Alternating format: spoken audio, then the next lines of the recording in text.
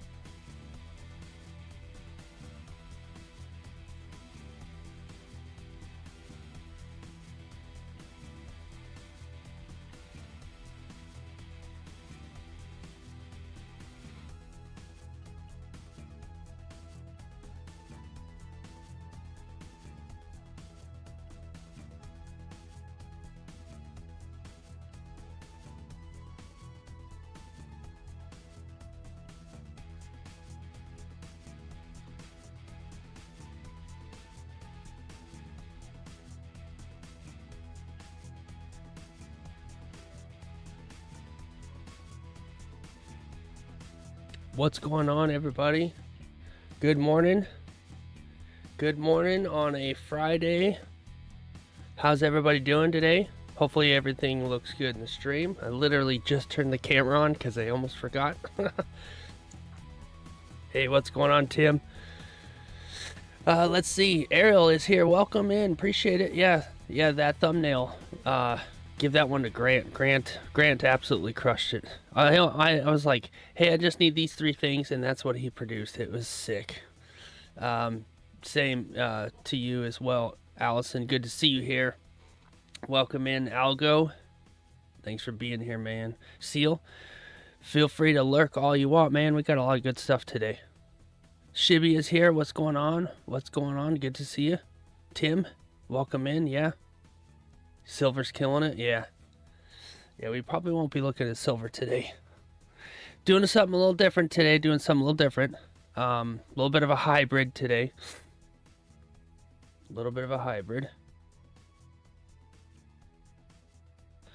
So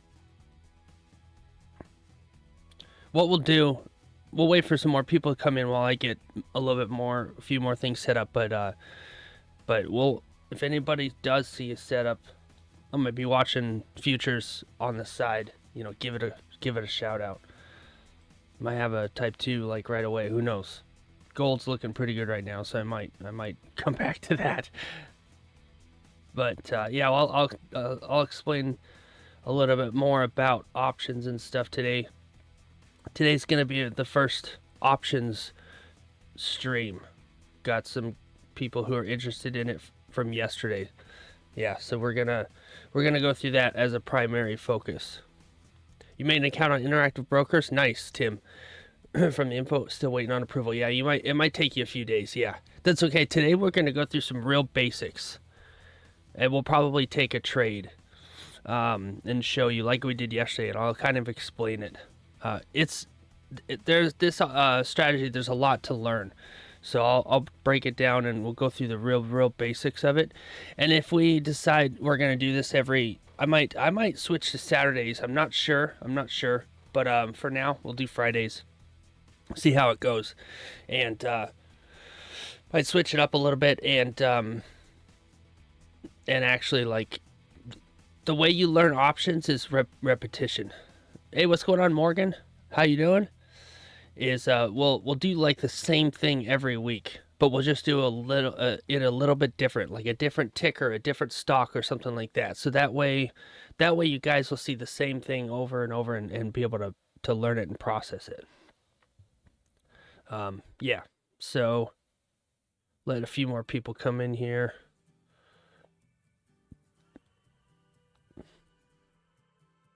Thank you guys for being here. Appreciate it. Watching gold might give us a little opportunity here before we get the thing started. So I'm watching this off screen. Let me get so we're gonna be using Thinkorswim today. What's going on, Plem? Any broker that you have access to the normal markets will allow you to see the same information. You can't see it through Project X. You can't you can't trade like Tesla and stuff through Project X, but we're going to be looking at it. You could always probably go to I don't know, you might be able to use TraderView. I'm not sure, which is free. I'm not sure, but Thinkorswim's got all the stuff in there. We're going to be going through the paper money feature. Nice. Excellent. Yeah. Sweet, Morgan. Sweet. Yep. Awesome. Good. Okay. Yeah, it is a learning curve. You're going to Thinkorswim and you're like, I'm lost. I'm lost. Help, I'm lost. Hey, what's going on, Martin? Good to see you. Welcome in. Okay. Let me finish up a couple things here. We'll get started.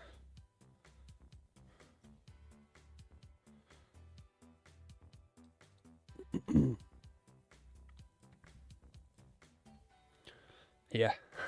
I don't, yeah, sink or swim is kind of like, maybe that's the way it's a play off of those words, which is kind of interesting for a trading platform, you know. Oh, I forgot to go live on the other ones. Great. Hang on a sec. I'm a little behind today.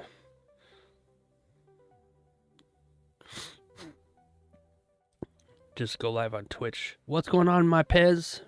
Good to see you. Oh, look, you guys can see my information. That's great. Okay.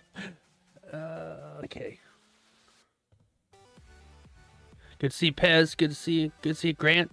Grant, you've already gotten great feedback on the thumbnail, man. You crushed it, dude. The thumbnail for this stream was created by Mr. Grant himself. If you guys want some artwork done or thumbnails or anything, that guy has got a skill. He crushed it, man. Awesome. He absolutely did a fantastic job. And he actually got me like 2 or 3 that I'm going to use. So I'm like, shoot, which one do I pick? I didn't know which one to pick. I was like, dang, these are all good. Bruh, about to hit 100. 100 people in the stream? No way. No way. You're talking crazy. You're talking crazy. Okay. Let's go live on TikTok real quick. TikTok. TikToxic. TikToxic. Welcome to my TikTok.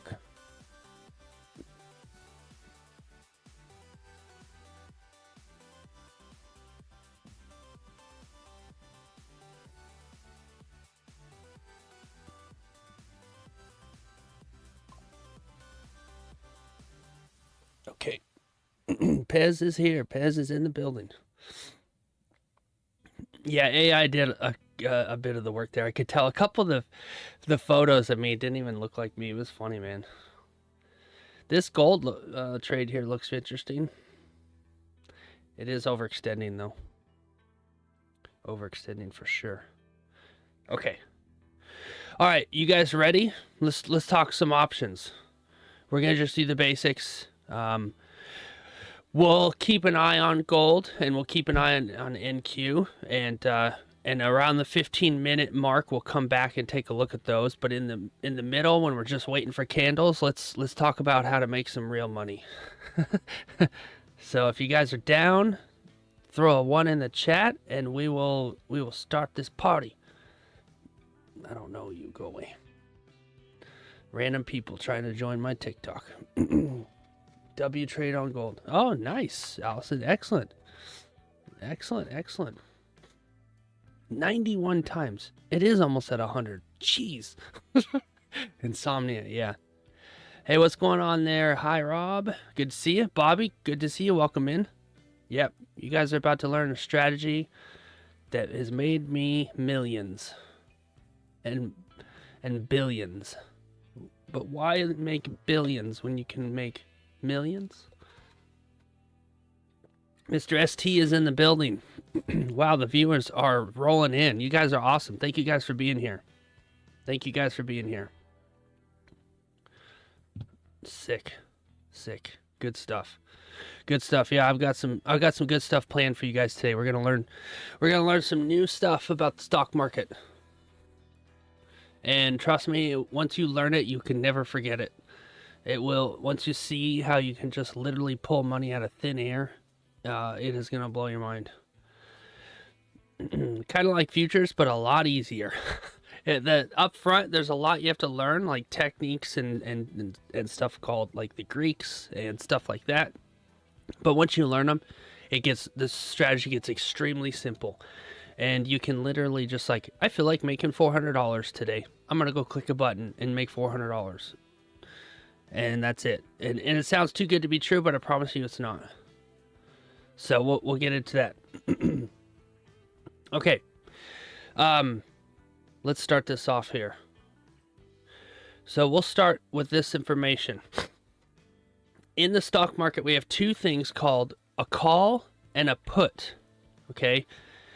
To simplify it the best that we can, we're trading a contract that gives the right but not the obligation to buy or sell a stock at a specific price before a specific date. So an example, ignore where it says buy or sell for a minute. Just look at call and put.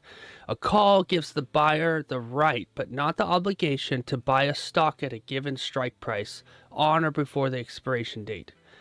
And a put gives the buyer the right, but not the obligation to sell a stock at a given strike price on or before the expiration date. In the buy section, okay? In the sell section, a call gives the seller the obligation to sell shares at a given stock price on or before the expiration date. And selling a put gives the seller the obligation to buy shares at a given strike price on or before the expiration date. Does this seem a little confusing? Yes. But here's how I'm going to...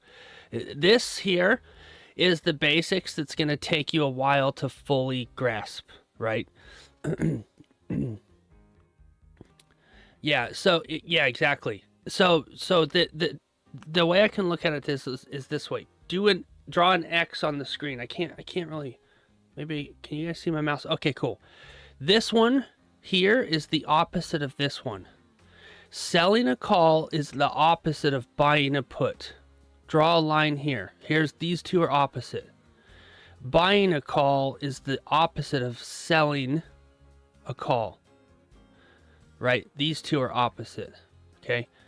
These two are opposite. Or sorry, let me rephrase that. Buying a call is the opposite of selling a put. These two are opposite, and these two are opposite. This will make more sense later.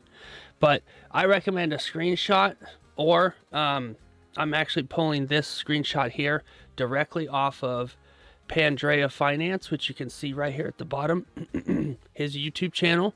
This dude explains it very, very well, probably better than me, right? So check out, I'm going to actually drop the link to this video that I'm pulling this information from in the chat so you guys can save it and watch it for later. Watch it like 7 times. Give him all that watch time. and that'll help you like really soak it in. It seems confusing right now. I promise you it does. But once you figure it out, it'll click. It'll be fine. It'll be fine. Basically, in simple terms, you are agreeing to either buy or sell something at a specific price regardless of where the stock is, right? So if let's use simple numbers. You're saying I'm going to open this contract at $100, and depending on if you're buying or selling calls or puts, if the stock market price goes up or the stock price goes down, your contract price is still at that $100. Yeah, if you sell a call, you're obligated, and if you buy a put, you're obligated. Yeah, there you go. You got it, Pez. Yeah. And basically, for example, we'll look at selling a put. Gives the seller the obligation to buy shares at a given strike price. So why is that important? Well, if you're the seller, you're trying to buy stocks, right? You're selling the contract so that you can buy stocks for cheaper than the market, all right? Let's say the stock is at $100, and you're like, I don't want to pay $100. I want to pay $90. So you open this contract, you sell a contract that says, guess what? I want to buy it at less than $100, or sorry, at $100 or less. So that if a price goes up to like $120, guess what? I still get to buy it at $100. Sucker. That's basically what it is. We're not going to focus on the buy side. So I'm going to have you just kind of ignore the buy side, right? You need to understand it, because we are eventually going to buy back our own contract, but it's buying to close. It's no different than if you were to buy 2 contracts on futures to close them. We are only going to use buy for closing. If you buy calls and buy puts, you're you know what you're at the casino. I'm on TikTok and I don't want them to whatever, right? So we're only selling. We can we're only going to sell, because as the seller, you have an 80% chance of winning that trade, and we bump it up to 100% chance by closing our own contract, which is like the more advanced part. Okay, so here's the basics, right? So I would, the super basics right here. I recommend kind of studying that up and getting that down. Let's see, where's he at next? Okay, next thing we're going to look at here is, in selling, this is probably one of the most important things to learn right here. Yeah, I sell cash secure puts, and I sell covered calls. So I sell puts and I sell calls, but I do it in a different phase. Here, so this information that you see right here is extremely important. All right, this is one of the most important things to learn, and this makes it as simple as possible. So we'll go through it. Selling calls, your shares are your collateral. Selling puts, your cash is collateral. You're going to start with selling puts. So we'll go through this. We'll say, okay, I've got $10,000. Do me a favor, whoever's watching gold and NQ and everything, if you see something pop up, let me know. So we're going to be selling puts. All right. So that basically what that means is if you go back to the put and the call, you go back to the definition. When I open up a contract to sell a put, the first thing you need to know is right here. You are actually controlling 100 shares in the market. One contract equals 100 shares. You have the ability. This is why this is so amazing. If you were to put up $10,000 to buy, I don't know, 3 or 4 contracts in Tesla, you're going to get the shares. You're going to get 3 or 4 shares. But you can put $10,000 and control about 200 shares through this method. So you're able to manipulate the market a little bit. Can you sell calls to exit selling? Yeah. Yes, Pez. Exactly. Yep. That's the more advanced side. And when you sell a call, you're actually selling the opposite. So you're basically closing your put is basically what it is. So 100 shares per one contract sold. You need to have enough cash to buy 100 shares of that stock. So to put it in simple terms, I'm putting up $10,000 that says we'll say Tesla. I'm just using random numbers. We'll say Tesla's is this is not exact. You know what? We use Netflix. Netflix is like $1,200 per share. It's ridiculous. Okay, we'll just call it 1,000. We'll just use easy, simple numbers. All right. So 1,000 per share. That might be a little high for 10,000. Let me back this up a second. We'll use Walmart. Walmart is close to $100 per share. Sorry if I'm losing people. $100 per share. All right, we're going to use a stock. We're just going to use Walmart, for example. $100 per share. So if you want to buy one share of Walmart, you need $100, which means if you want to buy 100 shares, you're going to need, what is it, 10,000? My math is a little cooked. 100 times 100 is 10,000, right? Yeah. So, okay, 100 shares is $10,000. Who's going to buy that, right? Who's going to do that just like as is, okay?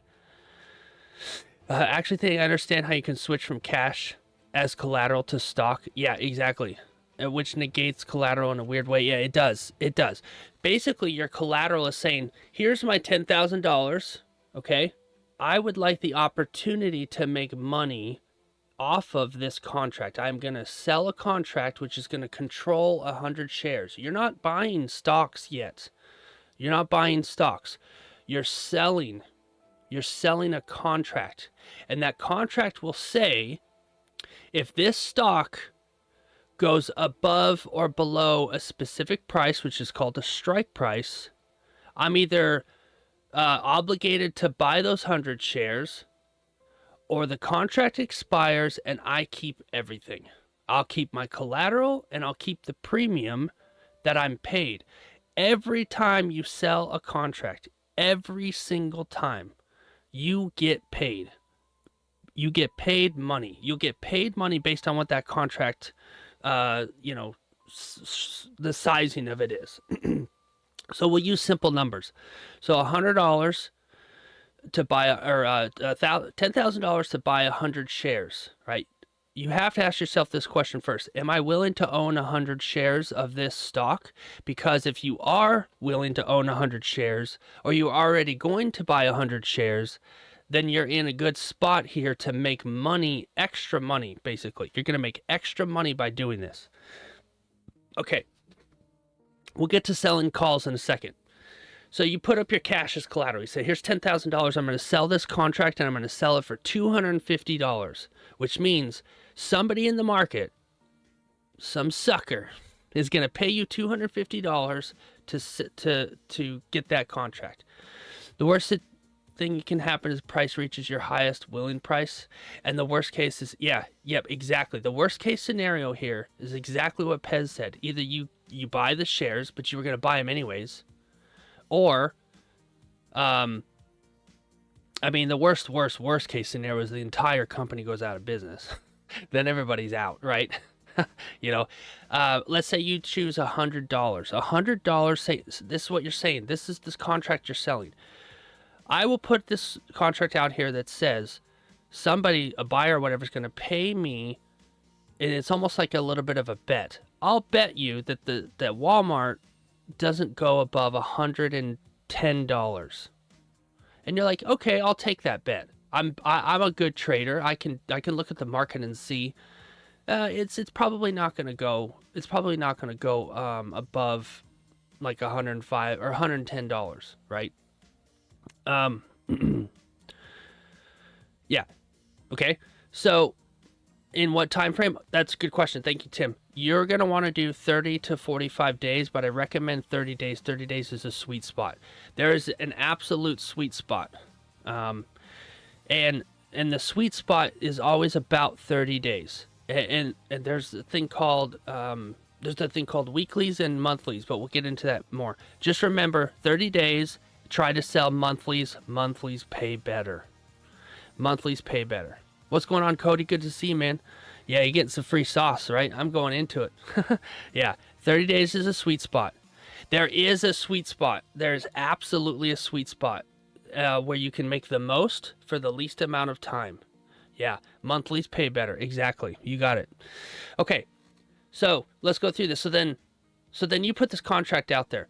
What happens most of the time? All right, what happens most of the time? Within 2 weeks, this contract expires and you keep all the premium. Most of the time, at least 80% of the time, your contract expires worthless and you keep every single dollar of that $250. Can you do options with dividend paying stocks? Yeah, I think you should. Yeah, you can. When you go to sell when you put your shares up for collateral, the dividend doesn't matter. The only thing is that you might not be able to collect the dividend while the stock is basically being held for collateral, I think. Yeah, that makes sense. Okay, so let's look at this situation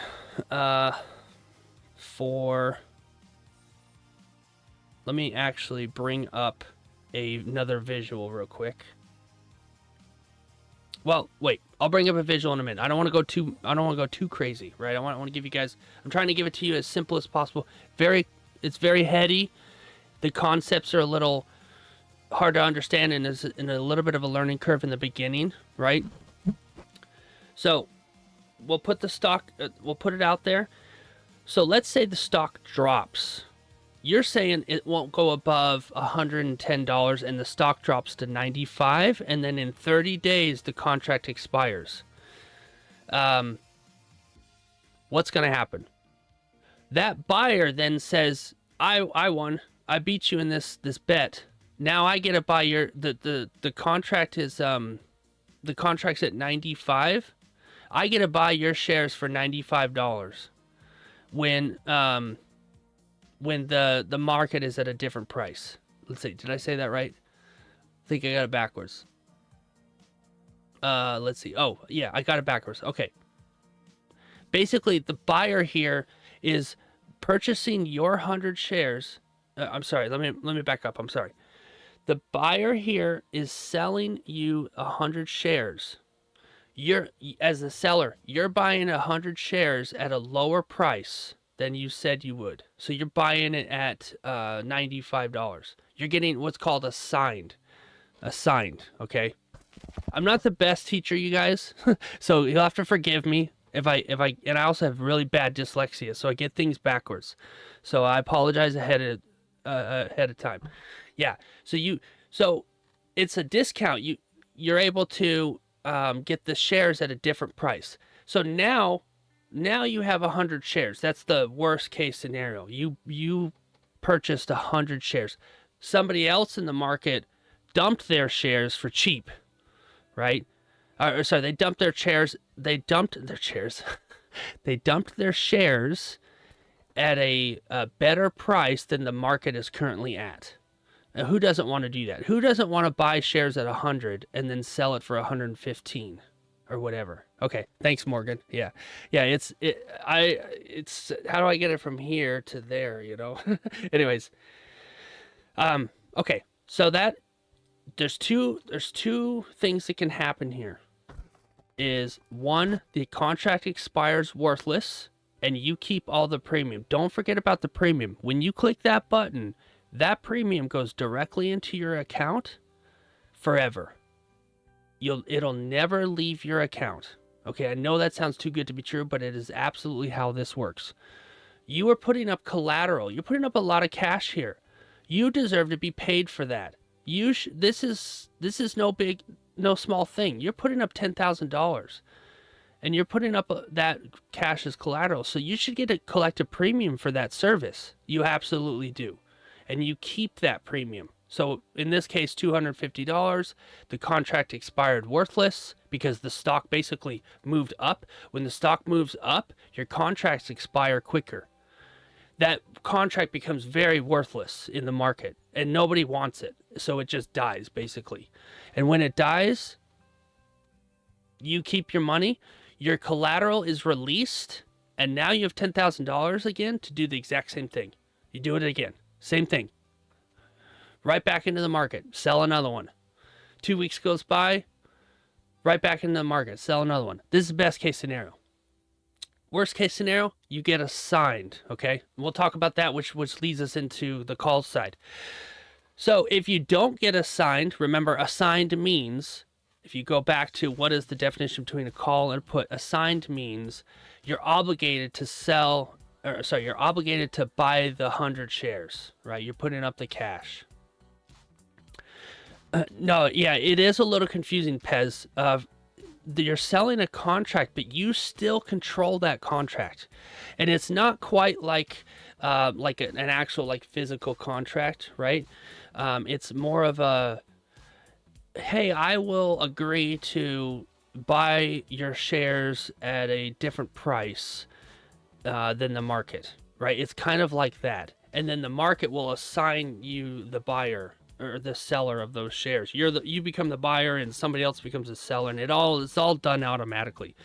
And there's no handshake, and there's no specific it's not like a contract like in a business or something.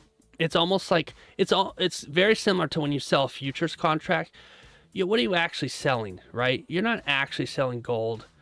You're selling this made up contract thing, right? It's the same concept, right? It's just this invisible pixie dust, right? It's this invisible thing that we buy and sell and trade in the market. So I would say it's going to be hard for you to start this process. You can do it with around 5 to 7 grand, but it's going to be challenging and you're going to make very little for a long time. If you were able to start with 10 or 20, you can really make some things happen. Worst case scenario, the sun explodes. Yeah, that's right, Plem. Oh, you killed it, man. You killed it. I was trying to day trade individual stocks and not sure it's the same. But unless you have 25K in your account, they will flag you as a pattern day trader. Yeah, if you're doing more than 3 trades in one day, when you have a margin account, Cody, then they will flag you. A margin account changes it. So yeah, exactly. Yeah. So I when I'm doing this, I'm only doing one every 2 to 4 weeks. Maybe once a week if I'm lucky. I've done this before. I've sold a contract. I've made $250.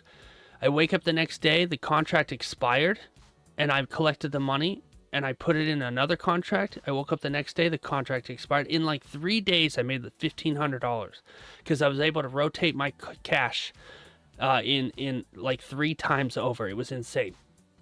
Okay, let's keep moving. Collateral is now gone, right? You've used your $10,000 cash and you've purchased 100 shares of the stock. Now you own 100 shares of this stock. That's fine, right? It's fine because you are already going to buy this stock. But you were able to collect $250 premium to start. So now what do you do with 100 shares of Walmart? Okay, now let's sell another contract. And that is called selling a call. Basically, you put your collateral, this is a good way to remember it. You put your cash up as collateral, So that way, if you are assigned, then you can collect a contract and your shares will get called away. No, you're good, Pez. Yeah, feel free to back it up a little bit. Is selling options legit? Selling someone the option to buy with your own cash? Yeah. It's all backed and protected by the whatever the hell it is. The F something, the government protection, whatever age. I don't even know what it is, but it's protected through the broker. So now we own 100 shares. Let's sell another contract. FDIC. Thank you, Cody. I could not think of that to save my life. Now you have 100 shares and you're going to sell those shares. You're going to offer the shares up as collateral. Instead of offering $10,000 cash, now you're doing 100 shares as collateral. And you're going to sell a contract again on that. You're going to collect whatever it is, another $250 or whatever it is, to put your shares up as collateral that says at this strike price, at this specific price, if it goes, I'm going to basically take a little bit of a bet here that the stock will not move beyond that strike price. And what's going to happen is I usually like to do 2 weeks. 2 weeks for selling covered calls. It's called a covered call because you're covering this contract with your shares as collateral. Okay, and so in this scenario, what you want is you want the stock to basically go, the stock price to go up. If you want, so there's two things that are going to happen with your calls. Just like before, either the contract's going to expire worthless and we keep our cash. Well, in this case, the contract's going to expire worthless and we're going to keep our shares. We still keep the premium. This is where this strategy or whatever is just sick. I collect the premium the second I sell this contract, and it doesn't matter what happens. Doesn't matter what happens, that money never leaves my account. So now I've made $500 off this strategy. All right. If the contract expires worthless, I'm just going to open another contract. I'm going to sell another one and make another $250. And I'm going to keep doing this until my shares get called away. And what happens in that instance is that somebody else in the market is going to get a pretty good deal on shares. It might be a $5 or $10 difference. You said, you know what? If my shares hit $115, I'll sell them. I'll sell them. That's fine, right? So then the stock market goes up and hits $120, and then your share, this contract expires, and somebody out there buys all of your 100 shares for $115 per share when the market is currently at $120 per share. So yes, you lose a little bit of what's called upside. You could have sold your shares for $125, but instead $120, but instead you sold them for $115. But where this is just fine is you've been collecting premium along the way. So if you do the math, your actual entry point comes down. Yes, I paid 100. Let's say I paid 110 for these shares. I got assigned at 110, and then I made $250. Well, that just dropped the share price by $2.50, because everything is times 100. Everything is times 100. I do it again. Now I just dropped every share by $5. And you keep doing this. So when the math all evens out, you actually only really paid probably $100 for those shares. You sold them for $115. Somebody in the market bought them for $115. Even though the market is currently at $120, you still win.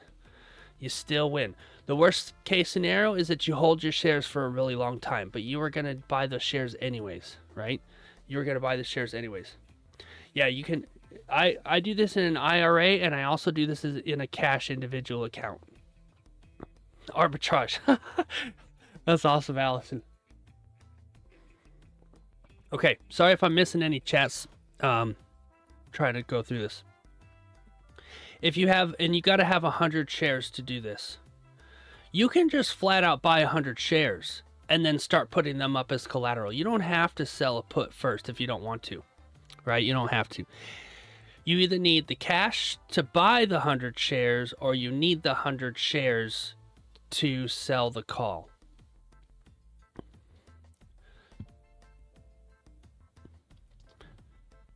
Okay.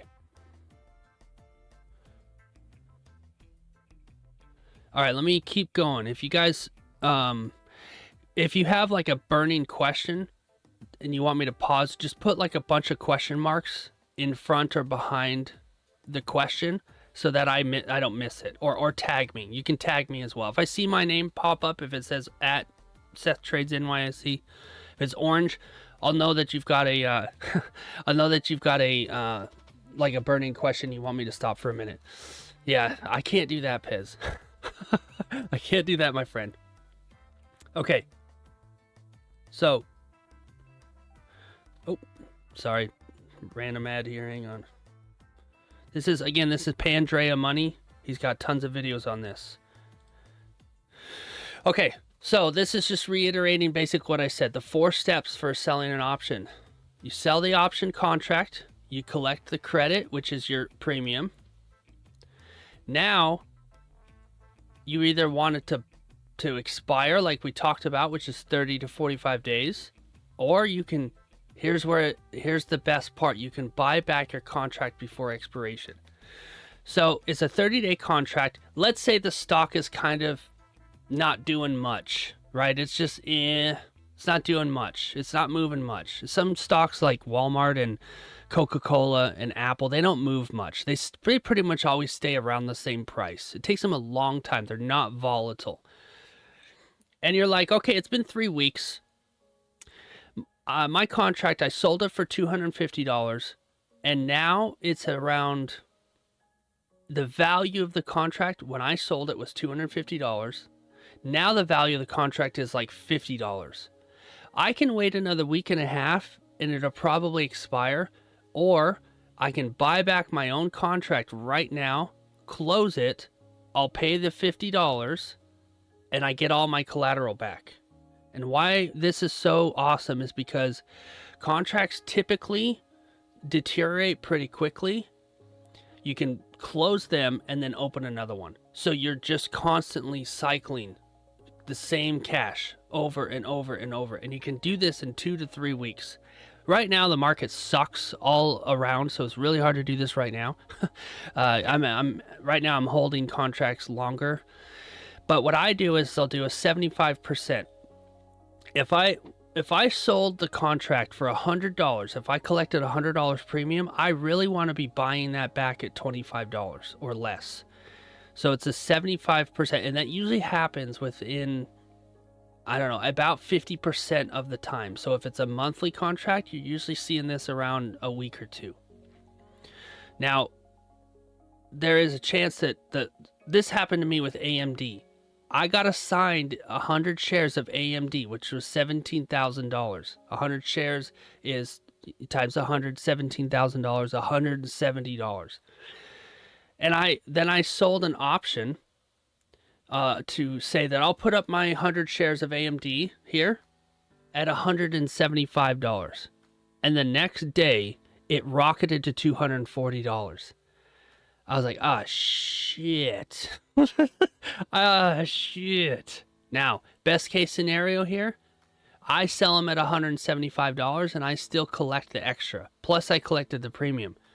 For somebody else, they got the share. They paid $170 for my shares per share. And when the market was at $240, somebody got a killer deal. So there is upside that you lose. There is upside. When you open this contract, until you close it, you're not allowed to move. You're not allowed to sell off your shares. You can get big trouble for that. You have to honor the contract, right? You can close the contract, but you're probably going to pay a lot of money to close it because the contract will expire or become extremely valuable. And when I mean extremely valuable, I'm talking I paid $100 for this contract and it shot up to like $1,200 because the market went all the way up to like the $240 per contract. So if I wanted to close this contract, I'd have to buy it back for $1,200. That is an absolute stupid idea. That's you losing money, right? So instead I said, screw it. I'll just let it expire. It will, and I'll just collect the extra $500, right? And so If you have a problem with greed, this might be not good for you. You have to be willing to agree to the contract that you opened. Okay, I know that's a lot so far. It's really super heady. Let me see what else I can teach you here. Let's see.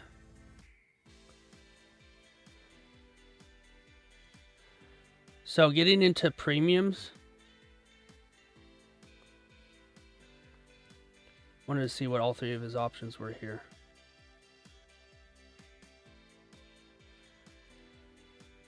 Well, I'm not sure what his other two...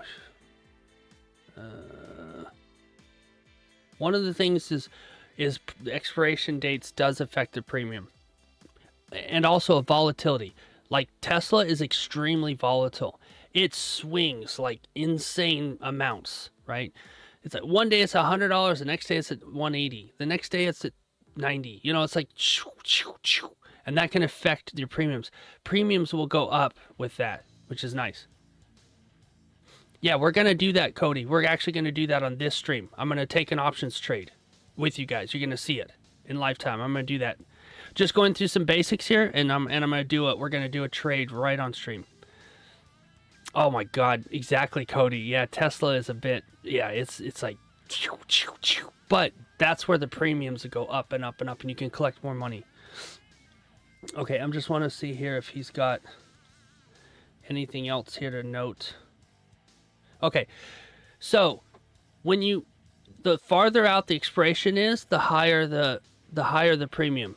This is $420. This is not $4.20. This is, if you click this button, you're gonna make $420 like that instantly. Over there, over on that block over there, I have a mouse. I don't know why I use this. This one here, this is after a week, like 3 weeks has passed, and it deteriorates. And it deteriorates based on something called the Greeks.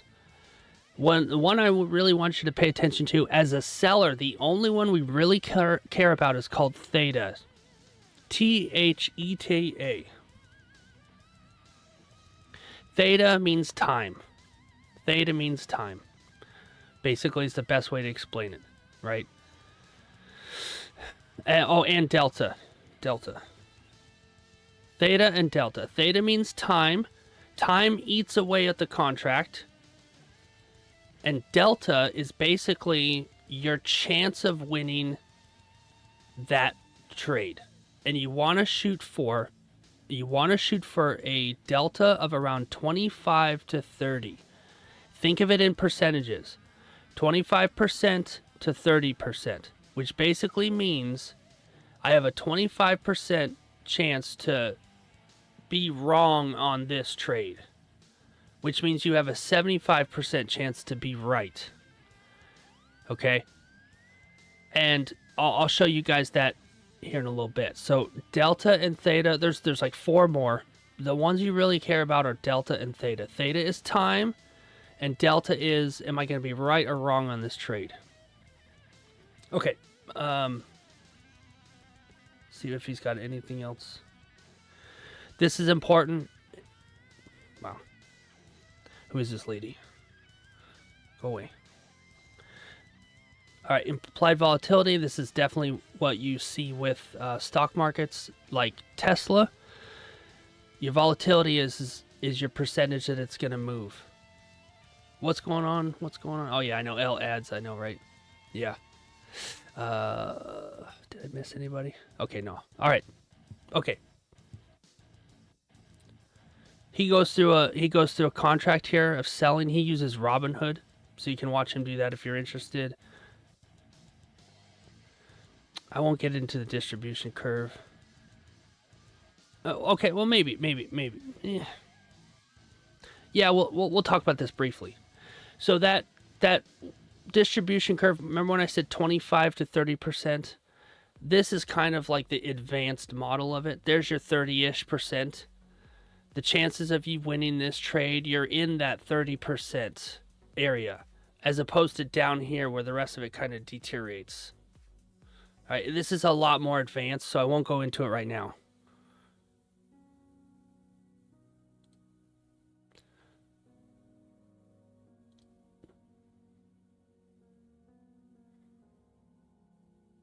Come on. The white donut of death. What's going on, Dean? Good to see you, my friend. Yeah, we're going through some new concepts here. Want to try and make some real money in the market. What is going on with the donut? All right. So you want to sell your options when the IV is high, right? When you have the it's best to sell them in volatile stocks because the chances of it expiring quickly and you keeping all your money is a lot better. You can sell them 1 to 3 months out if you want, and you'll collect more premium, but you're going to be doing more waiting. I don't know what the third one is here because YouTube sucks. Okay. All right. That's the basics.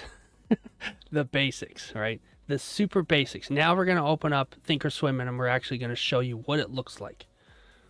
Let me just check the other side of it real quick. Anything good? No. Quizzle. Possibly going up here. But we got some levels. All right. I'm not worried about that at the moment. Okay. Let me open up Thinkorswim.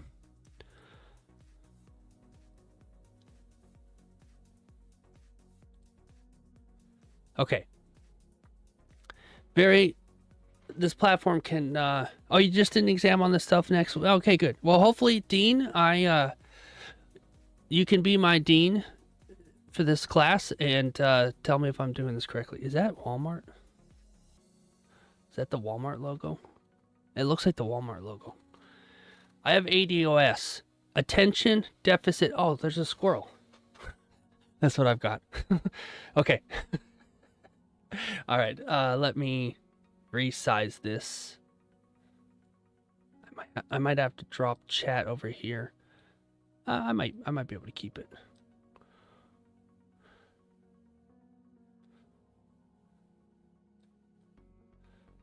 Let me drop the border though, because it's blocking important stuff.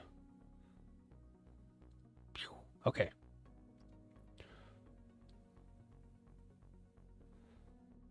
All right. This is Thinkorswim. You're gonna have to set it up a little bit to your liking, but the way I have it, I think you go up here in the right hand corner up here. You guys, I don't know why the mouse is not on screen. There it is. Frick. Okay, right here. This is how you're gonna set up your display, but you can play around with that as you want. All right. So this is simulated trading. All right. This is paper trading basically. All right, and we in this account call it a 125K account. You guys are used to that, right? I use Charles Schwab. I've used Fidelity, hated him. I used Robinhood, hated him. I switched to Charles Schwab, and it's been amazing. It's been amazing. Not that I'm trying to push them specifically, but yeah, Charles Schwab, man, they just you call them, they answer the phone right away. Oh, you guys, can you guys lower my fees? Yeah, we'll work with you. Like, it's amazing, man. Like, they asked me, how much do you want to pay us in fees per contract? Because, you know, we always have to pay fees, right? I'm like, I'm currently paying 66 cents. Do you think 50 cents is fair? And they're like, yeah, that's fair. It's like, damn, I should ask for less. They just instantly said yes. So, anyways, Charles Schwab is awesome. If you guys can trade Charles Schwab, I recommend it. I do recommend it. It's basically a bank account that you can trade stocks out of. That's the best way to put it. Okay. So,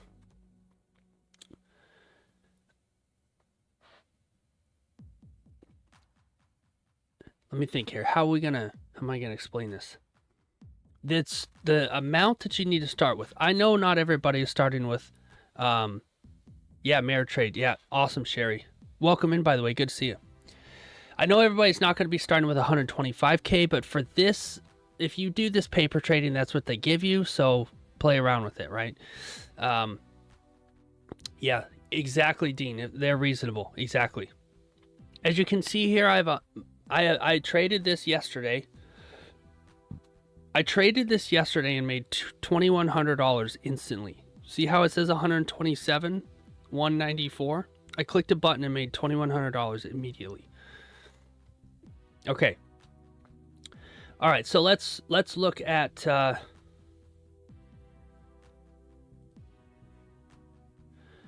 I recommend trading companies that are on the S&P 100 or the S&P 500 list. And the reason why is because these companies have been around a long time.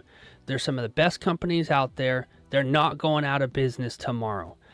If you trade like Pez's coffee cup company, you're probably going to lose all your money. Because they're going to go to zero. They're going to go to zero.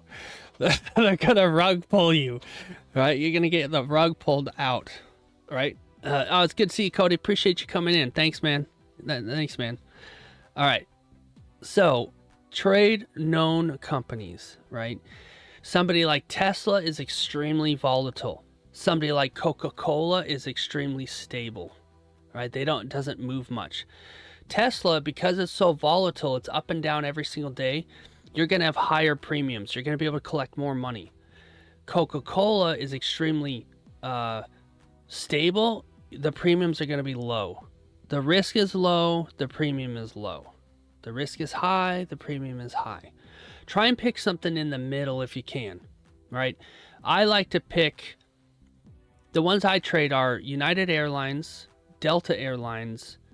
I trade AMD, and I trade SCMI, Intel, NVIDIA, like all these, all right? But it's really also going to be based on how much cash you actually have. So let's assume everybody in here is starting with 10 to 20,000. Okay, I know that might seem like a lot, but if you're dealing with like a retirement account, that's not that much. And if you make 10 grand in futures and you decide to move it over, you'll turn that 10 grand into more. Yeah, best holding is in Google. Yeah, 80. Yeah, exactly. So for this example, yesterday we sold a Tesla. Let me actually reset that balance. I don't remember how to do it.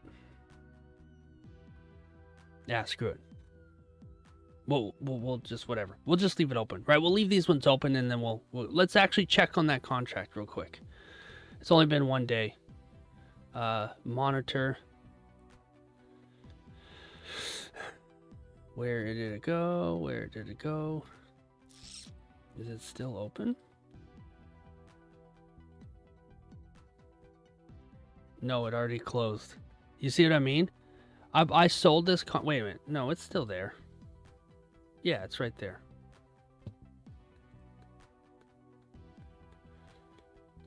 There it is, Tesla. Tesla, right here. It can be done with less than 10K, yes, Tim. But here's the deciding factor.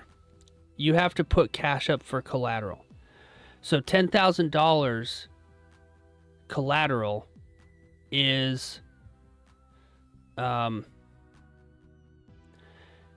everything's multiplied by 100. So 10,000 divided by 100 is 100, which means that you can't trade anything worth more than $100 per share, right? And we'll look at a couple of those. For example, if I go to Intel, ooh, that is not right. Intel is currently trading, you guys see this on screen? It is currently trading at $39 per share, right? That's $3,900 collateral, okay? For one contract, $3,900. So if you were to get assigned that, you're going to be buying 100 shares of Intel. Something like NVIDIA is $181 per share, more than $10,000. That's $18,000, right? I'll be extremely repetitive on this because it's easy to forget this concept. It's easy to forget this concept that everything is multiplied by 100. So I'll continually drill that because it took me a long time. I had to drill it a bunch to remember it. So NVIDIA is at 100. So if I want to sell one contract in NVIDIA, I need $18,000. All right, let's look at another one. And we're only going to look at good companies. We're not going to look at crap companies. How about Apple? $277 per share. That's 27 grand that you need to start with if you want to trade Apple, okay? Because it controls 100 shares. How about Coca-Cola? Coca-Cola's at $69 per share. You can trade Coca-Cola at $10,000. That's why I said you need about at least $7,000. You could trade Coca-Cola, no problem. No problem. And if you get assigned, you're going to be using all $7,000, but you're going to buy the stock anyways, right? Might as well make some money off of them. Okay, let's look at another one. How about some of them are like extremely high, like Microsoft is like $483. I can't, that's too high, right? Same with Tesla. Tesla's extremely high as well. Oops. $448, right? We did this yesterday on Tesla, but we're starting with 125K, so we could get away with it. American Airlines. $15. If you're going to trade an airline, I would only trade United and Delta. The rest of them suck. Southwest sucks. JetBlue sucks. American Airlines is not that great. Like their stocks absolutely suck. Yeah, and JetBlue is possibly facing bankruptcy and all this shit, so you want to stay away from that. So I say United and Delta. I don't personally like to fly on them, but I don't even care. They making me money. I don't care what that is. It's just letters on a screen, right? You want good, stable companies that have some volatility. So we'll look at United Airlines, which is around $10,000, right? We'll just use United, or Delta's about, I think Delta's about half. You guys can see where it is, where it says Delta 70.82. That's where I'm looking. So $70. We'll start with Delta because then that allows you to, trade with intent. What about tech stock? We looked at it. Nvidia. I'll look at. There's three. I'd trade Nvidia if I can. It's $181 per stock. Intel is usually my cleanup after I've sold contracts and I have about $3,000 to $4,000 of collateral remaining. I'll sell an Intel, and it's low. You can't make that much, but it's enough. Like, hey, I made $50, right? And then I like to trade AMD as well, or I did. Now it's $219. It's above what I can. Sometimes it's above what I can do, right? MU. What is MU? $257 per share. Pretty high. Another one that I like a lot is SMCI. Super microconductor computer, whatever, right? SMCI is a good one. $33. I haven't looked at Lockheed. I'll show you exactly. We'll do two trades. What is Lockheed? $475. You would need almost 50 grand to trade that. That's a lot. That's a lot of collateral. Okay, we'll keep it reasonable. We'll start with $10,000. Snowflake, yeah. So we'll start with $10,000. All right, let's do Delta Airlines first. Oops. We'll do Delta Airlines for around $70, and then we'll do SMCI around $30. That's gonna eat up pretty much $10,000 worth of collateral. Clicking on Delta. First thing I do is I go to the charts. Use your skill set from futures and try and determine where's this stock going, what's it doing. Right? We're all pretty good at this now. We're able to tell, is it bearish, is it bullish, whatever. I like to look out about 30 days. 30 days on the 1 hour chart is pretty good for me. What's it been doing in the last month? Looks like it's had a dip, but it came back up. Okay, cool. All right. What you're going to want to pick here is you want to pick a line, you want to pick a support level that you don't want it to drop below, right? When you're selling your first put, I don't want it to drop below X dollars, right? So I'm looking at where's a good support level? Right, here's your prices on the side here. Why am I still in Tesla? Hang on a second. Delta Airlines. There's a little thing here to link it. I recommend linking it. Same thing in futures. Okay, Delta has been going up. You see that? A stock going up is money for us. You can make money on the way up and on the way down, but going up is better. All right. Looks like Delta's been going up. Okay, cool. So let's pick I don't want it to go below this price level. And then what I'm seeing is about right here. This looks like the last major support level, right? So let's say 66. $66 is pretty fair. $66 strike price. Remember strike price. Strike price is that's where we strike the deal, right? If you play Monopoly, right? And you strike a deal with somebody to buy their property, this is the price that we're agreeing to, $66. I don't want anything above $66. I want it to be at least $66. So we're going to say, I'm basically taking a little bit of a bet that says it won't go below $66. That's what I want here. If it goes below $66, I'll get assigned, which is still okay, but I would like it exactly. So your strike price, when you're initially opening up your contract should be at a good support level or just a little bit below.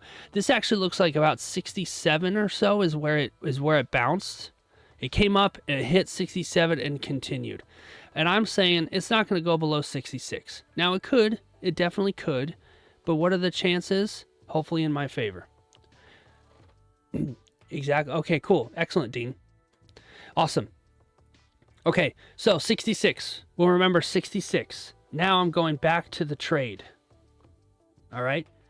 Here's all your expiration dates. You can go a year or two out if you want to, and you're going to collect insane premiums, but you're going to be sitting on that for a long time. I don't recommend it because this strategy recycles our cash back and forth over and over again. We don't want to just sit on money that's been held to the side for 2 years. You can do it through what's called a long call, which is also called a LEAPS, LEAPS, if you want to know a little bit more advanced about selling contracts 1 to 2 years out. Because basically, look at it this way. If we sold gold 2 years ago, today, if we were to sell that, we'd make a lot of money. So you can do, that's basically the idea. You hold something for a year or two, hoping that it's going to go a long time. Long call equals leaps. Exactly. You got it, Allison. Right? But this strategy isn't that. That is a good strategy to make money, but that's a different video, right? So, all right, let's look at what did I say? 30 days is a sweet spot, right? If you look here, your weeklies are all in yellow. Weeklies are fine, but you make less money on weeklies. When you have the 10K invested in one contract, your strike price or something, your 10K is gone. It's actually not gone. It's held to the side. You still have the money until the contract expires. Yeah. Yep. It's held as collateral. And if the contract expires, your collateral is released and you're able to use it again. Sorry if that's confusing, Tim, but that should clear it up a little bit. Your 10K is held as collateral. It's held to the side because this contract is saying, I will use $10,000 to buy this contract if it doesn't go in my favor, which is whatever. It's not really that. It's not a crisis. You're buying stocks. You want the contract to expire so the buyer paid you the premium and they lose. You want the buyer to lose. That's basically what you're doing here. You're the casino. You're standing behind the table. The buyer walks up with the chips, and you say, "Which one would you like to bet on?" That's what you're doing here. You're the casino. TikTok, don't cancel me, right? That's what you're doing here. By selling this contract, you set the rules. You want the contract to expire so the buyer loses and you get the premium. Yes, except for you've already collected the premium up front. It's like if you were to walk in a restaurant, or you're the restaurant, you're the owner, your customer walks in, and they pay you for the meal, and you haven't even put the meal on the table yet. They haven't even gotten the menu, and they're already paying you for the meal. That's what we're looking at here. That's what the premium is. So yes, if the buyer loses, you get to keep your collateral. That's what you want. You want to keep your collateral so you can use it again. So you get the money, the premium, exactly, and then they're waiting for the contract to end. Exactly, Tim. I know it sounds insane, right? Is this real life? It is. It absolutely is, and you can make some seriously crazy cash doing this. The more that you have, the more that you can make. Yeah. Okay, cool. Awesome. And look at it like this. If you have a bigger restaurant, like if you're Gordon Ramsay, people are walking in the front door, they're going to be spending several $1,000s per meal. You're collecting that right away. As opposed to, Daniel Holmes' hot dog stand. Or whatever. I know, just pick it up, right? The hot dog stand where we're talking like $10 or $15 as opposed to thousands of dollars, right? The bigger that you get with this, the more money you make. And then you add that to the capital and you continue to grow and it compounds. So in 1 year, you might be the hot dog stand. In 10 years, you're going to be the 5-star restaurant because you're constantly building collateral. Yeah, awesome. Yeah, it's okay, Morgan. It's going to take, it took me about, I studied this straight every day for about 4 to 6 hours for 30 days before I was like, got it. It took me a bit. It's a lot. It's heady. And what we're going to do is if you guys like this, we'll keep doing this every Friday. Friday kind of sucks for trading anyways on futures. And if we see something, we'll jump over there. But for the most part, since most people are like kind of done Fridays, we can do this here. We can do this here. Okay, going into the next part. So we're looking at like 28 days for our monthly. In this scenario, you have 28 days. Here's your monthly. All the ones that are obviously, you don't want to sell this one, it's too close. This one isn't bad, 35 days. This would be better to sell on Monday after a couple days have passed, and then it's at that sweet spot of 30 days. This 28 just passed, but it's also a weekly. You can still sell it, but you're not going to get as good of premiums. For whatever reason, the weeklies pay less than the monthlies. So we'll look at the 35 days here. All right. Remember, we're starting with $10,000. We see in the corner 125, but we'll just say it's $10,000. Okay. All right. Strike price. What's the price that we said? 66. Okay. You can change this here to see all strike prices if you want, but it's a little too much information. And you don't need that many. You really need about 10 to 14.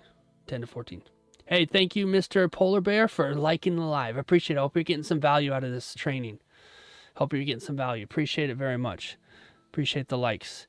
Okay, so we'll go to 14 strike.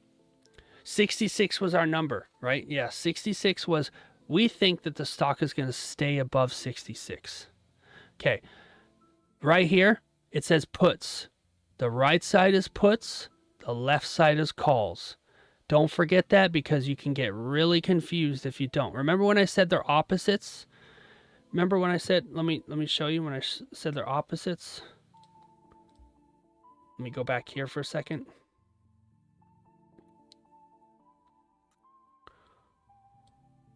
Remember I said they're opposites? Sell. Come on, mouse. Work with me here. There we go. Selling a call and buying a put are opposites. Buying a call and selling a put are opposites, right? They've got this X. You guys remember that? It's the same here. They're opposites. The black ones are opposite. The blue ones are opposite. Like this. Okay? That'll help you. That's one of the things that took me about 2 weeks to be like, oh, I get it. Oh, I see it now. So I'm telling you that now, so you don't have to figure it out in 2 weeks like I did. Okay, so that means we are selling, we have a $10,000 cash. We want to sell a cash secured put saying And I am going to be extremely repetitive because this is the kind of information, this is basically learning Greek. It's so heady. I'm going to be repetitive on purpose. I have $10,000 cash. I want to sell a put, and I have the collateral, the $10,000 collateral to back it up. So we want to stay on the put side. And we want to sell, not buy. We want to sell a put. We do not want to buy or sell calls. If you were to sell a call right now and not have the $100 shares, you're going to get yourself in real deep trouble. Do not sell a call if you do not have the 100 shares to put it up, to put up as collateral. If you did that, they're going to take your $10,000, they're going to buy whatever stock it is at the given price, and then they're going to turn around and sell it, and you're going to lose. So don't do that. Make sure you have the correct collateral. Cash secured put, covered call, covered by shares, covered call. Cash secured put, covered call. So we have cash, we're going to sell a put. We're not selling a call. Like I said, I'm being extremely repetitive on purpose. Selling a put. All right, $66. Well, we don't have a $66, right? We have a 65 and a 67.5. Sorry, I can't really zoom in. I can't make this bigger, but so we're looking around this area right here. Cash secured put, covered call. Yep, exactly. You got it. Yep. And I know it's something you got to repeat. You guys remember when I said delta and theta? We'll go over that real quick. Delta, we want a delta, and I'm going to put this in chat real quick. 0.25 to 0.30. That's what you're looking for when you're cash secured puts. Oh, look, it just so happens to be between 0.25 and 0.30 is $66. How interesting that worked out. Interesting. That's what we want. That is the perfect sweet spot. Between 25 and 30 is the perfect sweet spot. If I take this sell, I'm pretty much going to win this contract. I'm going to win. And I'm going to win because I've already looked at the chart. The chart said it's probably not going to come down to $66. It just so happens that the delta, which is the chance of me losing, basically, that's the best way to put it. The buyer has 25% chance to win. I have 75% chance to win. Which means if I have a 75% chance to win, that I have a 25% chance to lose this bet. Pretty good odds. I'll take that. The closer you can get to 25, the better. Okay, so that means we're looking around right here. All right.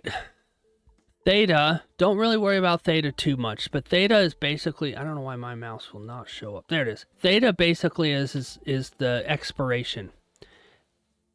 I would recommend looking at theta. It basically means, the best way I can explain it is, for every day that passes, this contract's going to lose 5 cents. For every day that passes, this contract's going to lose 5 cents. It's going to eat away. It's going to erode. Theta is a time decay. It's like a freaking hourglass. You turn it upside down and the sand starts to pour. That's what this is. That's what theta is. As soon as you click this button and sell it, theta begins. Starts to decay that contract. And in 35 days, in this case, 35 days, every day you'll lose 4 to 5 cents. Sorry, the contract will depreciate 4 to 5 cents. This is what you want. You want this contract to expire. You want the buyer to lose, basically. Okay? All right. Don't worry about Vega or Gamma. Don't worry about that crap. You don't need that crap. Delta and Theta. Now, just like any other market, we have our bids and our ask, right? I'm an ask and a bid. 200 subs? Sick. Almost 200. Sick. If you guys are liking this, please like and sub. This is me.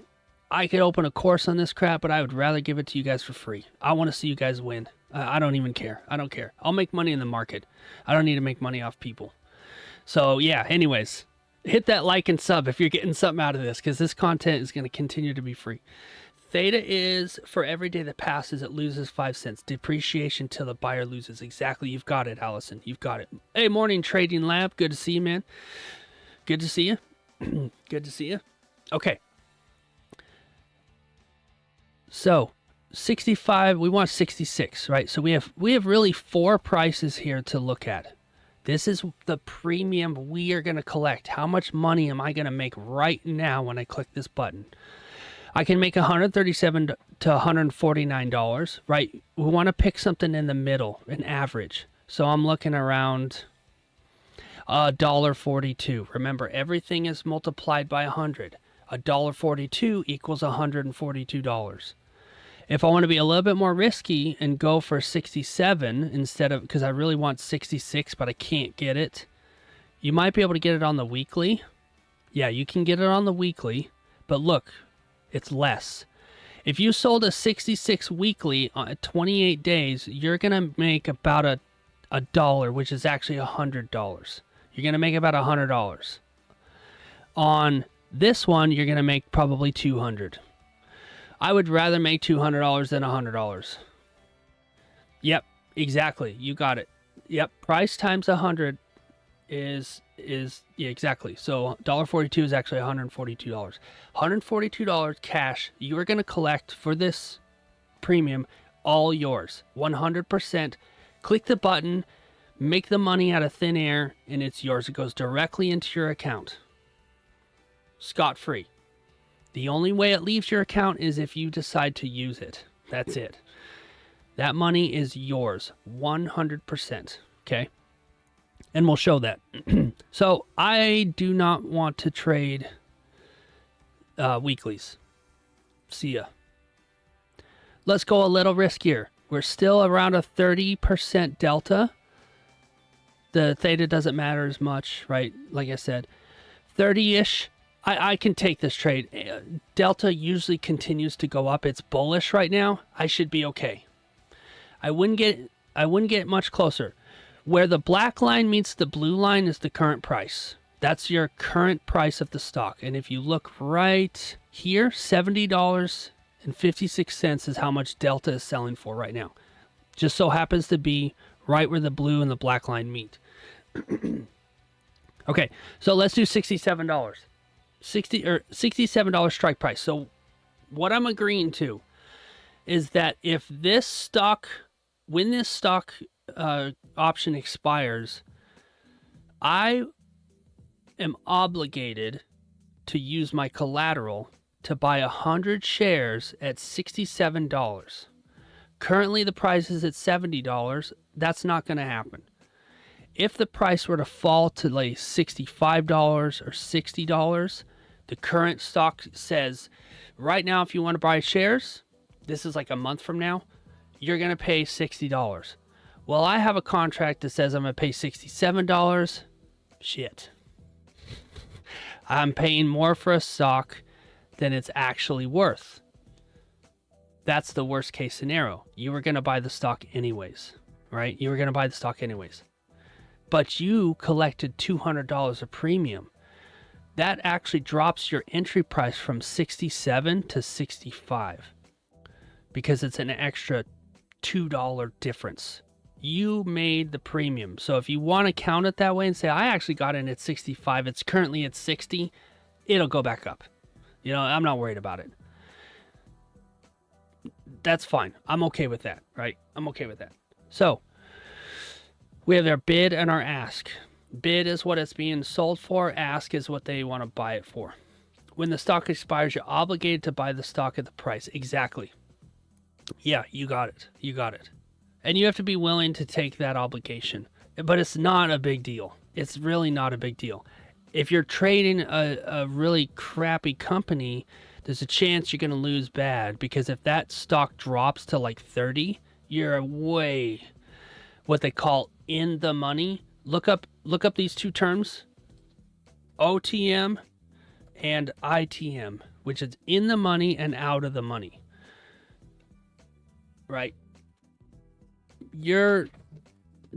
those two terms are a little hard to understand, but it takes you a little bit to get it. But in the money and out of the money is basically what it means, where you want it to expire. It's a little confusing. I won't go that far right now, but I'll just use simple terms. Right, I'm selling this contract at $67. I want it to stay above $67. And based on my analysis of the chart, it looks pretty good to stay above $67. Right? It's going up. So I'm going to take that. I'm going to take that. I like that. And the premium. Now, how much money? What's a good premium versus what's a shit premium? Okay? The best way I can say this is, where did the thing go? There it is. Okay. I would say simple math, 1/3, right? 1/3 meaning if the stock is around $60-ish, I should be collecting about $200. It's 1/3, right? 60 or 600, 200, right? 6 divided by 3 is 2. 6 divided by 3 is 2. So if the stock is around $60-ish, I'm looking for something around $2, right? It's actually 20, but whatever, right? You get the idea, right? It's a simple math of 1/3. 2 goes into 6 3 times. So I want to be collecting something around $200 in this case. If it was at $1,000, I want to be collecting something around $300 in this case. So this is a damn good freaking contract right here. Look at it. Not only is it the correct delta, it's also at a strike that looks really good on the chart, but it's also going to collect about $200. I'm taking this every single day. Every single day I'm taking this. This is beautiful. This is such a great trade because I'm going to win this trade. I'm just gonna. I've done it so many times. I'm going to put $200 in my bank account immediately. So let's do that. When you click on this button, one side or the other, you're going to get the price. If you click on this side, it's red. Red is sell. Right? It's a bid.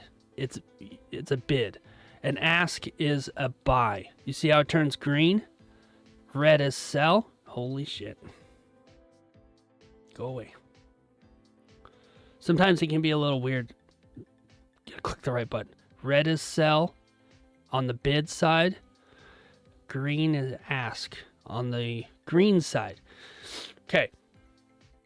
Now we're looking at your price. So what are you going to sell this contract for? How much money are you going to make? It's going to either be between $210 or $220. Call it $215, right? $215. You see the slider down here? This is how you can change your price. Or you can type it in. You can type it in right here.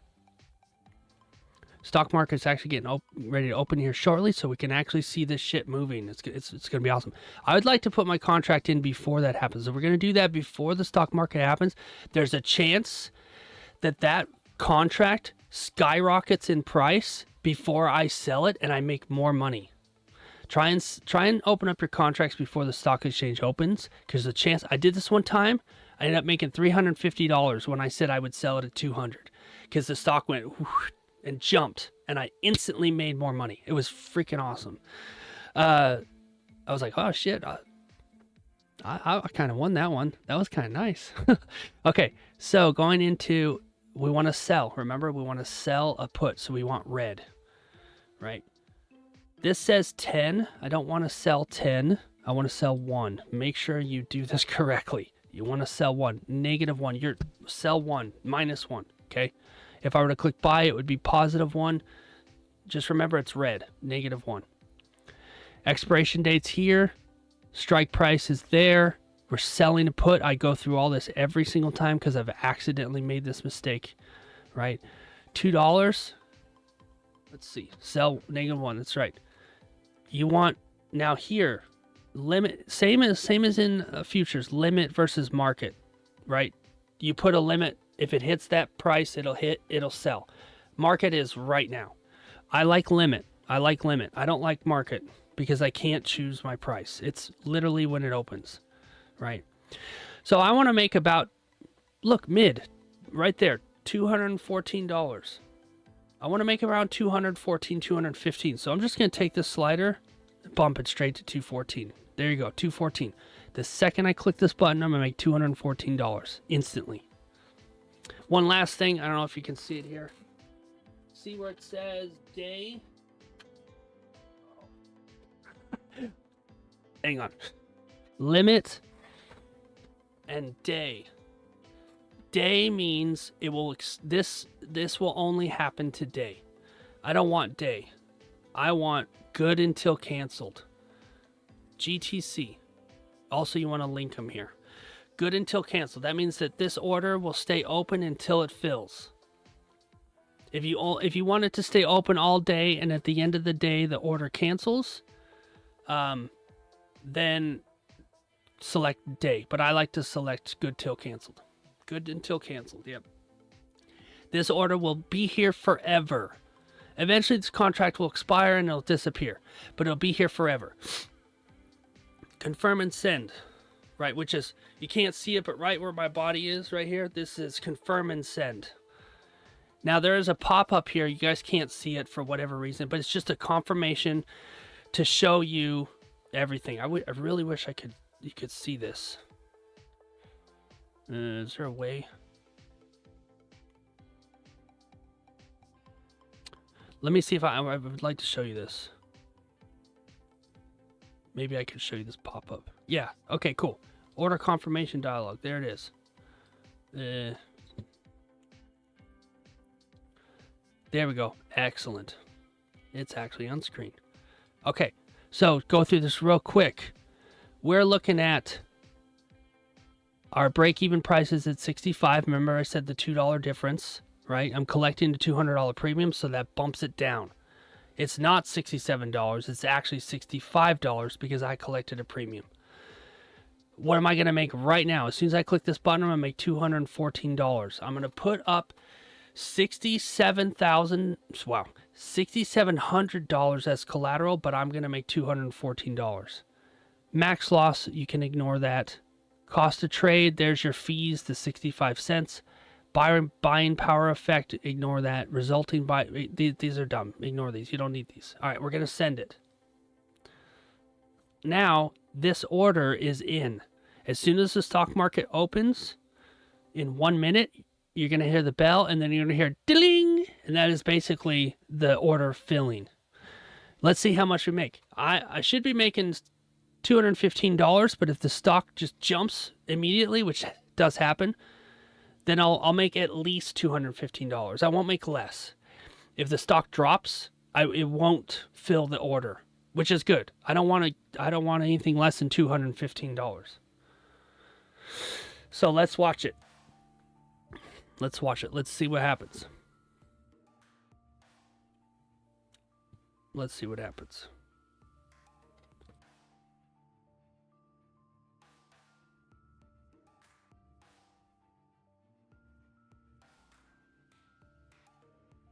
Now remember, $6,700 is going to be held to the side. So if we're starting with $10,000, it's going to drop we're going to have about $3,300 left. You still have the cash. You still own the cash. You haven't spent anything.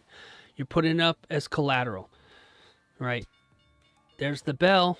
You guys hear it? Hasn't filled yet.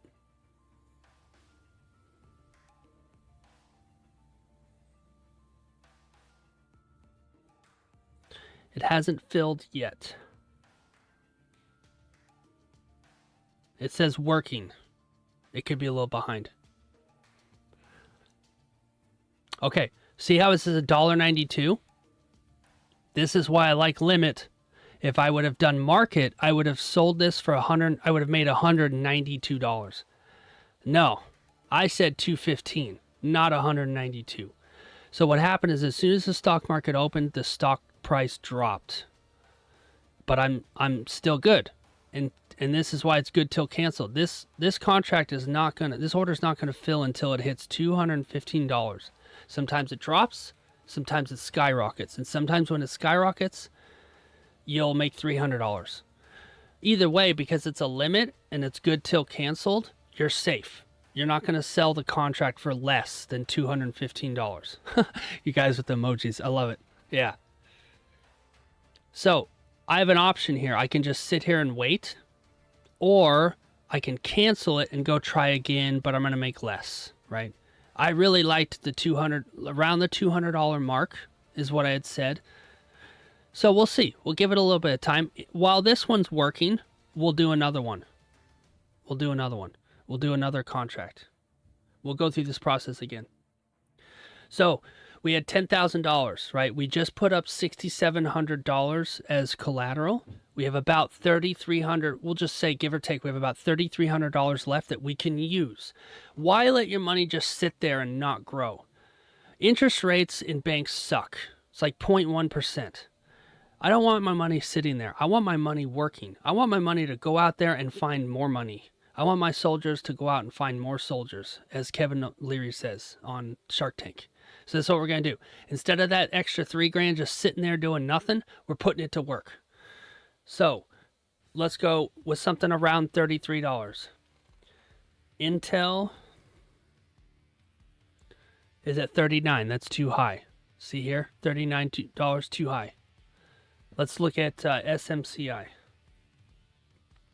Around 33. Perfect. Perfect, perfect. This is also a volatile stock. I want to sell contract on SMCI. It moves a lot. Okay, let's look at SMCI. Let's look at the charts. 30 days. 1 hour. There it is. Jeez. It's dropped a lot lately. Lately, it's dropped. But I think it's kind of like consolidating. It's going to move again. This is one of those stocks that moves, right? It dropped, but it's held, and it looks like it's slowly creeping its way back up. So, the lowest it dropped was $31. And it recently bounced off of $33. So if I'm going to sell this contract, best case scenario, $31 is our strike price, our support, right? We're looking for that support. Next case scenario, maybe 32 or 33. It's possible it could bounce here and it could continue down this way. To be safe here, I really want to go around 31 if I can. The farther away you get away, the worse the premium. The worse the premium. So let's look around 31. Let's see what we can find. Again, weeklies versus monthlies. I want to sell monthlies around 31. This is why I like this stock. Remember what I said? 1/3. So if it's $6, you really want to be, or if it's at 60, you really want to be collecting 200. This is half. This is 50%. The stock is worth $31, and you're going to be able to collect almost $1.50. That's half. That's freaking amazing. That's amazing. That's 50%. That's insane. I love this stock. I love SMCI. This one, and it's cheap. It's cheap. I can sell like 4 or 5 of them and just instantly make $1,000. Like it. Oh, it's so good. I love it. Okay. So we're looking around. We'll just play it safe. The closer you get to the current stock price, the higher premium. You want to be bold? You can make like $300 right now. Now, going back, we had $10,000, right? If you wanted to sell 3 of these, you would make $1,000 instantly. You'd use all your $10,000. You'd make $1,000, but there's a little bit of a risk because you're not in that 30 range. You want to be about right here, right? You want to be about right here. Look, it just so happens that right here between 25 and 30 is $31. Isn't it interesting how the safest support just happens to be at $31, about where our delta. This is why delta is important. Pick between 25 to 30 and you're going to be in a pretty safe area. So we're going to do that to be smart. If you select this one, your risk goes up significantly. Everything has risk. We want to lower our risk. We want to win this bet, right? This is a little too much, but you can do it. If you want to be bold and you want to make 10 grand, 1,000, you can do it. We're not going to do that because that's not the best way to do it. All right.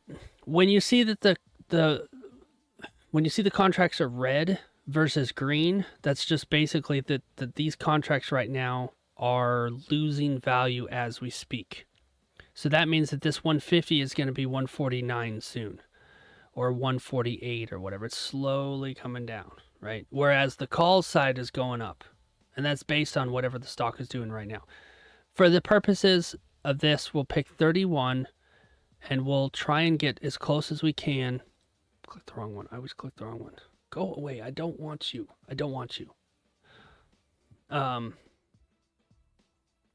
31. We want to sell it. We don't want to sell 10. We want to sell 1. One contract controls 100 shares. 10 contracts controls 1,000 shares. We don't have the collateral for 1,000 shares. We have the collateral for 100 shares. So that's why this number is so damn important. Okay. Strike around 31. That's good. We want it to stay at or above $31. A put price is usually when you click mid, you almost always sell it right away. So I always click mid. What's going on, Luke? Awesome. Yeah. Oh, hey. Excellent. That's good to have you in, man. Good to have you in. Welcome in. Yeah, we're learning how to make real money in the market. Real money in the market because futures right now sucks ass. Okay, cool. All right, so $1.22. Now it's at $1.20. See how it's changing? So you gotta, if you're gonna do this and you want to capture, like, I want to get this pretty quickly, you got to be a little quicker, right? All right, we're doing a limit. Which way do I need to go here? Here we go. And we want good until canceled. So I'm going to change that good until canceled. And then the rest of this crap doesn't matter. Then I'm going to be clicking this green button right here, confirm and send. Right there. Here's our window. So what this is saying is that our break-even price, it's not 31, it's actually 29 because we're collecting $100 of premium, $120.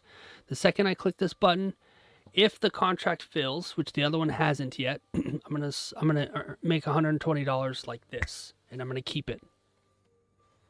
All right, let's do it. Let's send it.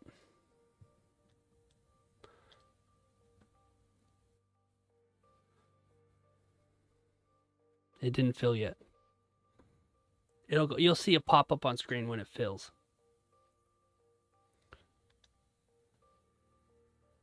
Sometimes paper money can be a little glitchy. Sometimes. Look at the P&L on the day. We've already made $400. You gonna fill or not? Let's see. Still working. That should fill. I asked for $1.20 and it's above $1.20. This should have filled. I don't know. Maybe it's a little glitchy. The other one, remember I said I wanted $2.15 and it's at $1.85. So that contract dropped. That's why I like to open it before. I really want it to fill so you can see the money, make the money. Well, we'll look at Tesla. We did Tesla yesterday. While these two are open and waiting to fill, look, there's a question mark. What's this question mark? Also, try to not trade around earnings. Wait until earnings is over. Earnings is basically the company putting out their statements, paying their shareholders, paying out dividends. It's like a little bit of a reset, quarterly reset for the company. Wait until that's over until you do contracts again, because you could get a big surprise. They could put out their earnings and the company could just like, oh crap, it's way less than we thought, and then the stock price drops. Okay. Well, while these two are working, we'll look at the Tesla one that we did yesterday. Now, Tesla. I did the Tesla $445 means $40,000 basically. It's like about 4 times. You need about $45,000 to trade Tesla right now for 100 shares. It's freaking insane, right? But here's what's nice about it. There you go. One just filled. Do you see that? SMCI just filled. Okay, excellent. We just made 100 and... Where is it?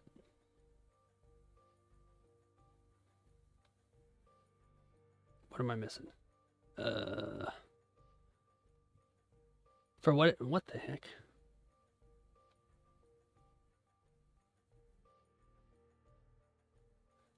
I don't know why it shows 2. I only did 1.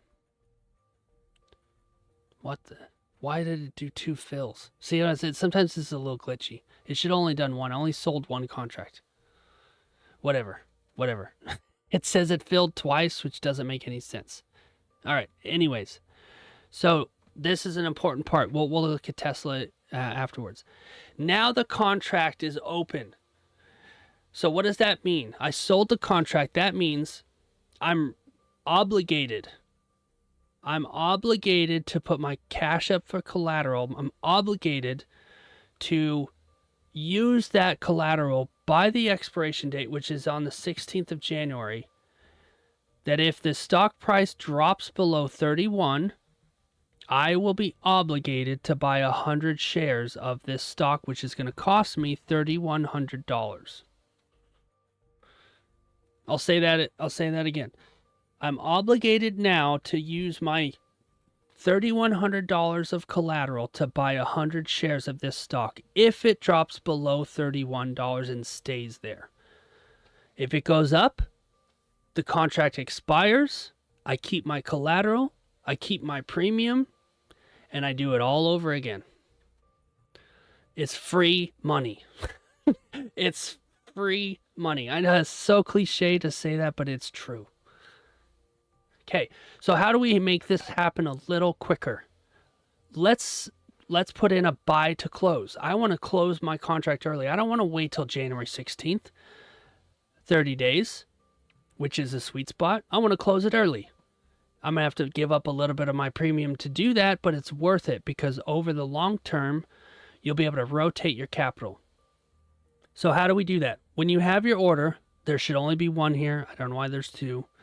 You're going to right-click, create opposite order.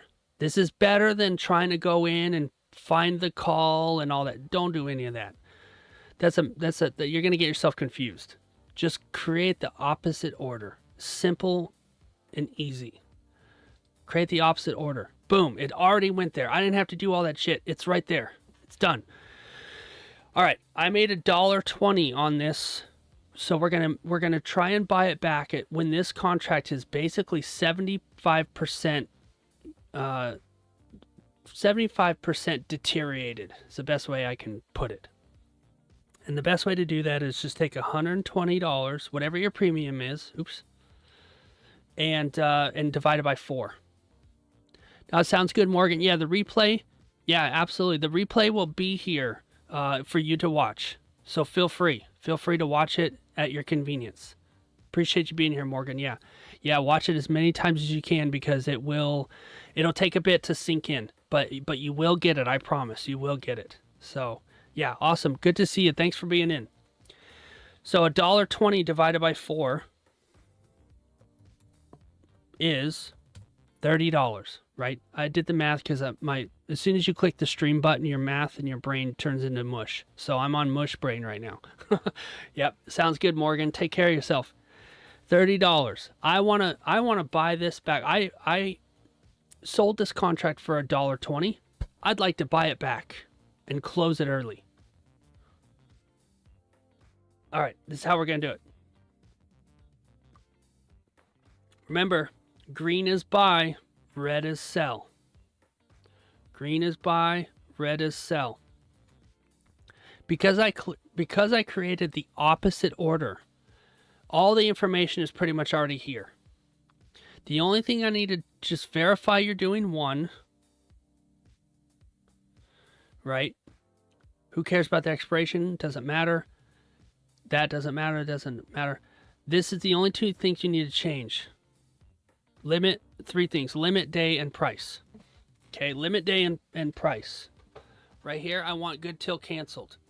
I want good till canceled. I don't want day. That day means that this will go away after today. No, I want it in permanently.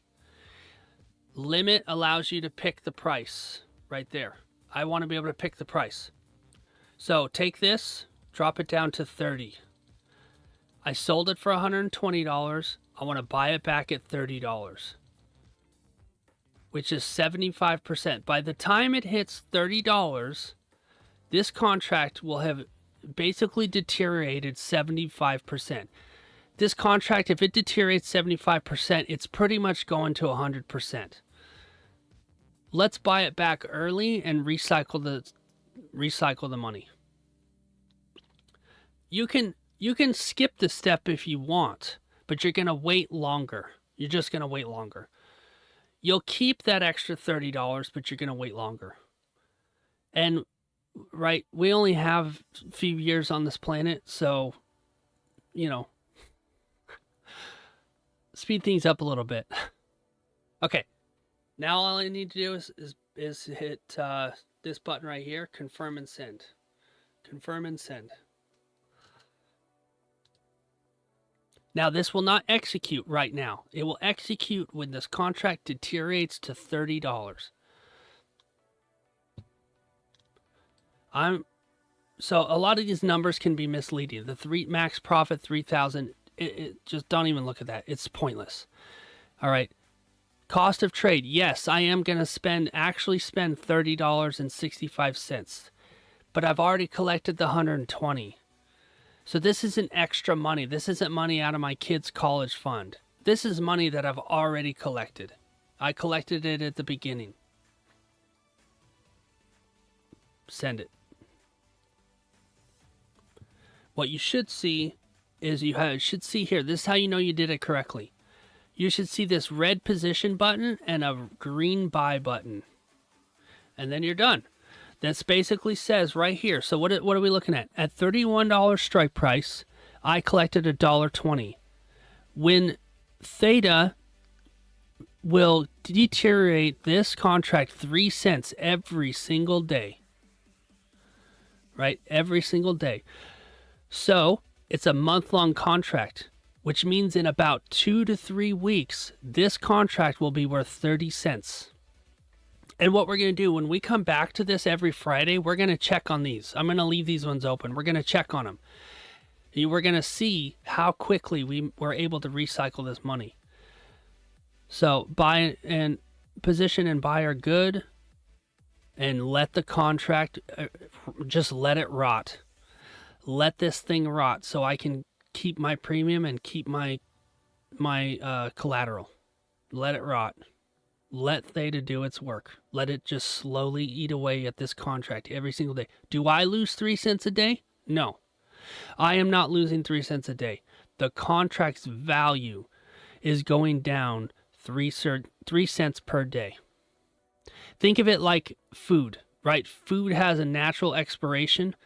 A banana, the quality of a banana goes down every single day, and eventually it's going to be a nasty, brown, rotten thing on the counter that nobody wants to eat. Same concept. Let it rot. Let it rot. I sold the banana for $120. Nobody eats it. It rots. It's kind of a dumb way to look at it, but that's kind of it. All right, so let's check on our Tesla that we did yesterday. One thing you want to watch too here is you might have an order that doesn't fill. Like this one here, this Delta, for whatever reason right now the price is a little bit down. That's fine. In a day or two, this contract, remember these contracts are deteriorating.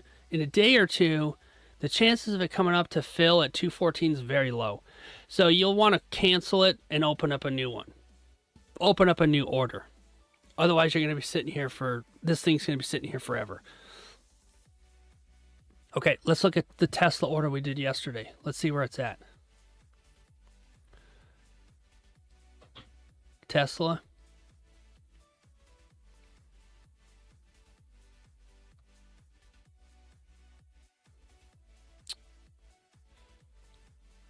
No.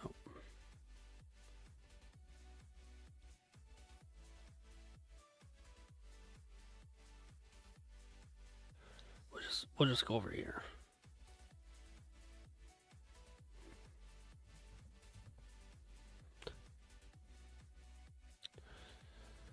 Is that your extra account? There's nothing we can do? Is that your other account?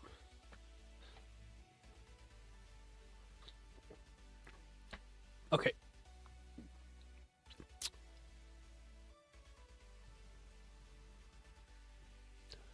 Here's the, I guess I didn't open an opposite position.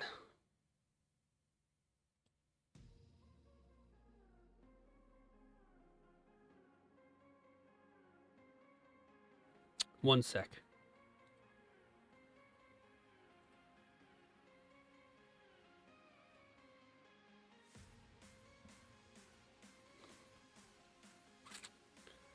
Like I said, paper money can be kind of glitchy. Trying to find the Tesla order from yesterday. Okay,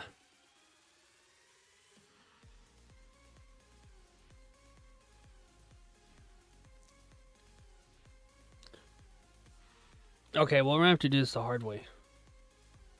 You should be able to just like right click and then create opposite order, but it's not there.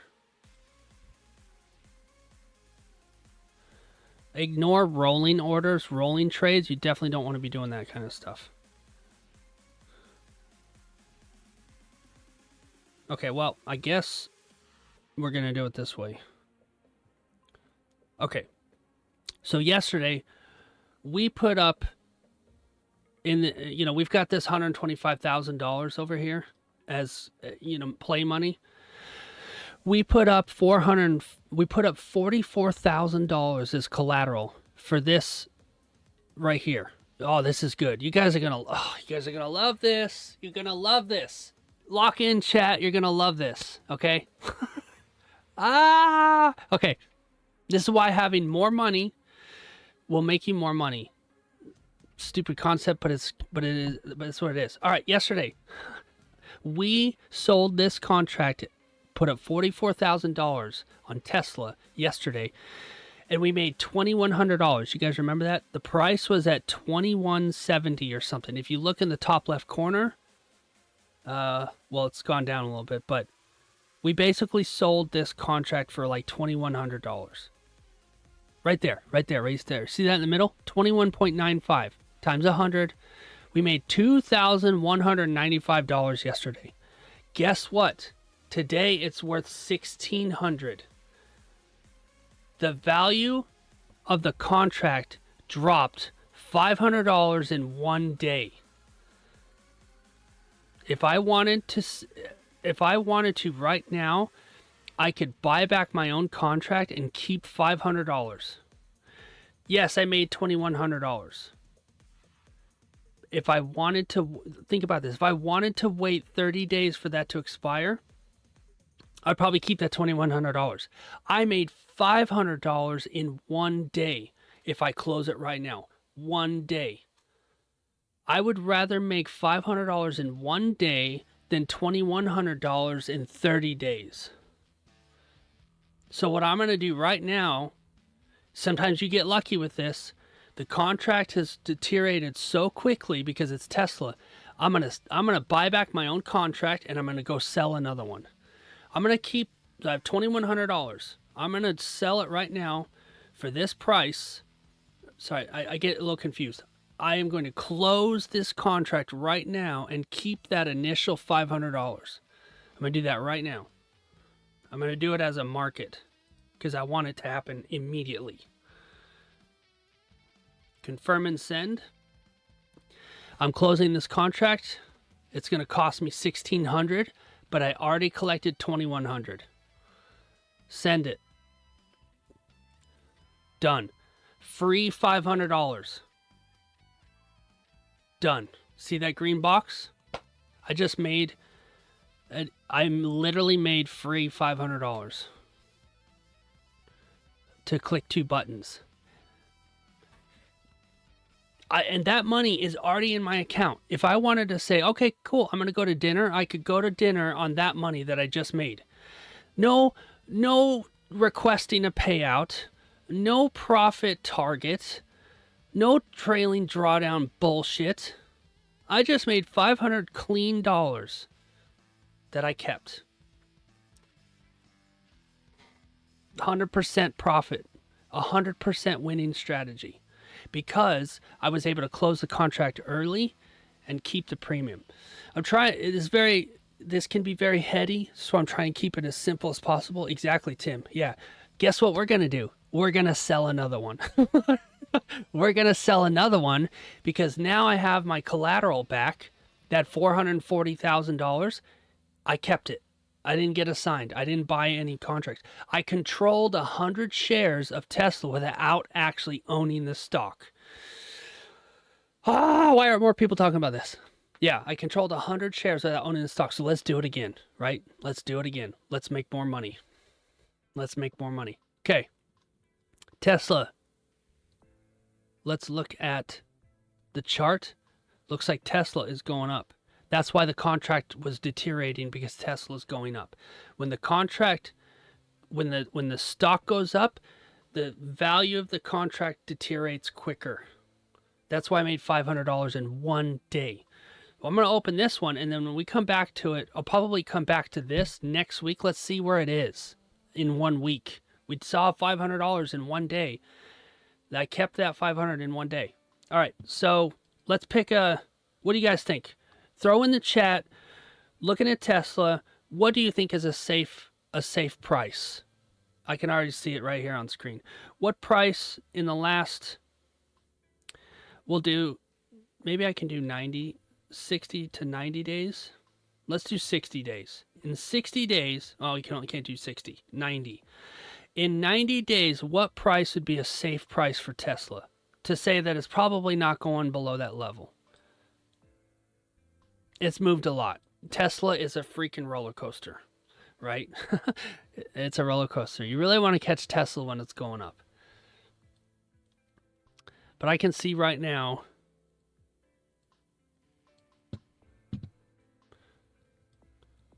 the high was at 474. The most recent low was around 400. I'd say around 400. You want to be a little bit more risky? Maybe 420. Let's do 420. Let's do 420. Or even like 440, which is where I had that last contract. I had that last contract, and I won the bet. I bet that the stock would stay above 440, and it absolutely did, which is why I was able to close it early. You don't normally get to close it in one day. Normally you close it in a week or two. Sounds good, Dean. I hope you have a good one, man. Thanks for being here.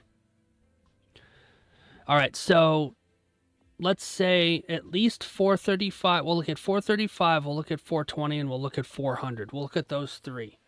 Best case scenario, maybe around 420. Whatever, right? We'll use 420. All right, so 420 is not even on here. I have to see more strikes.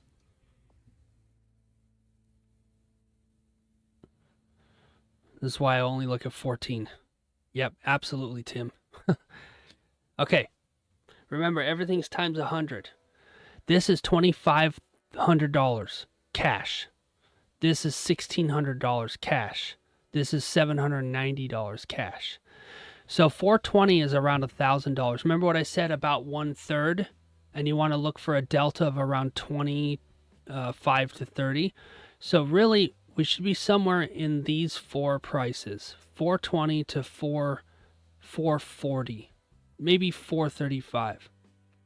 Right? These four right here. To be safe. Right? To be safe. Somewhere in here. All right, so let's average out. The lowest I can make is 1,000. The highest I can make is 1,500. Let's shoot for $1,250. Somewhere in like the 425, 430 range. 430 is pretty good. To make is about 30. Safer would be 425. So narrowing it down, 425 to 430 is a difference. Let's do 425. That's a safe. It's going to deteriorate 30 cents per. Actually, it's not 30 cents. $30. It's going to deteriorate $30 per day. Let's go with 425. Always click the wrong one. Okay. We're not selling 10. Remember this. I don't know why it's automatically set to 10, but it's really annoying. We're going to sell one contract. See, the price has already changed. Around 1,200. That's okay. What are we looking at? Difference of $25? Not a big deal. Change it to good to canceled and a limit. I want to make, by me clicking this button, we're going to make almost $1,200. Remember, that money goes directly in my account and stays there until I decide to do something with it. I can buy back this contract tomorrow while the market's closed, but I get to keep the difference like I did today. So we're going to confirm and send it. I always pick the mid because it usually fills pretty quickly. Sometimes if you want it to fill immediately, just hit market, but you take a little bit of a chance. Look, it just filled. So I picked mid. It just filled. Excellent. All right. After it fills, go directly to it.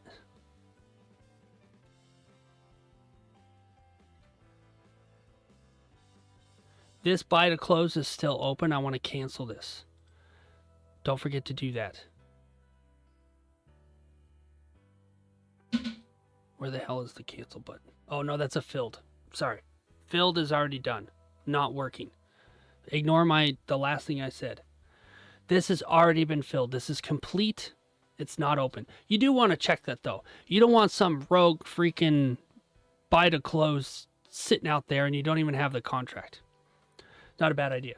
All right, but we are going to go ahead and do an opposite order. So we sold it. We made $1,180. We made $1,180. So we're going to right click, create opposite order. Somebody's playing with the lights. Okay. Opposite order.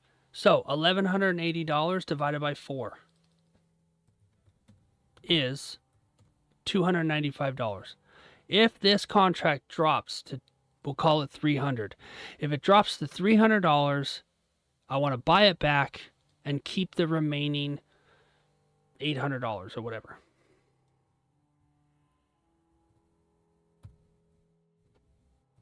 If you do this part right here incorrectly that I'm doing right now, it will give you an error. It'll say, oh, you put the wrong number in, basically. All right, good to cancel. Right here. Make sure the number's still correct. Buy one, Tesla, blah, blah, blah. Yep, okay, cool.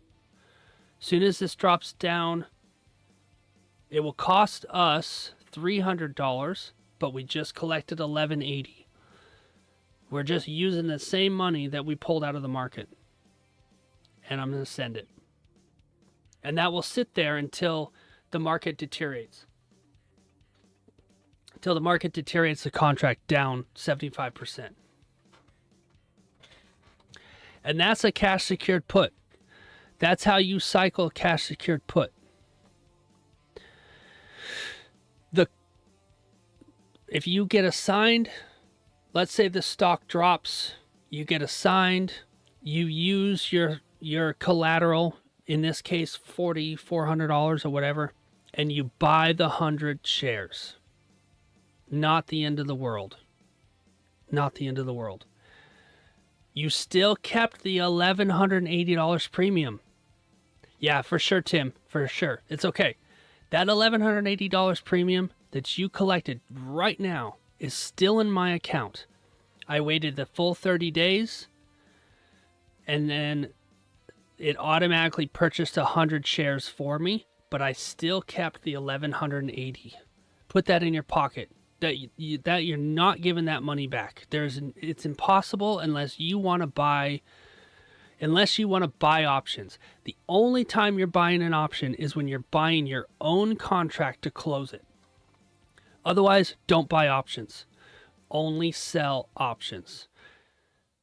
Right? You don't walk into a store or customer doesn't walk into a store and you don't hand them money. They hand you money. Yeah, always an opposite order. Correct. That's correct, Tim. Now, let's say we got assigned the 100 shares. If it drops below and you must buy the stock, what happens? Great question. That's what we're talking about now. You get what's called assigned. You got assigned 100 shares of Tesla. You spent $425,000. Wow, way off. 425 strike price times 100 is like 40 grand. If you eventually, 45K. Eventually, when you're doing this and you have $200,000 in your account, 45 grand's not gonna really be a big deal. You're making a couple of $1,000s per trade. Like, this is gonna grow quickly. If you had 50 grand right now, you could start making a couple of grand per day, per week, per 2 weeks on Tesla. If you have 50 grand, you should be doing this. Because where else can you make $2,000 in a savings account? It's just not going to happen. Per month. Not per year, per month. Let's say, I'll get to your question here in a second, Tim. Let's do some simple math. You have 12 months in the year. Let's say you're making about $1,500 per month. Maybe you have a bad month. Maybe you have a good month. Maybe you have a good month where we did what we just did and I made $500 instantly. And I do that 4 or 5 times this month and I end up making like 2 or 3 grand. And then you have a bad month. A bad month means that you get assigned and then it takes a little bit longer. It'll average out across 12 months. Let's say on average we make $1,500 per month, which is low for Tesla. But we're just going conservative here.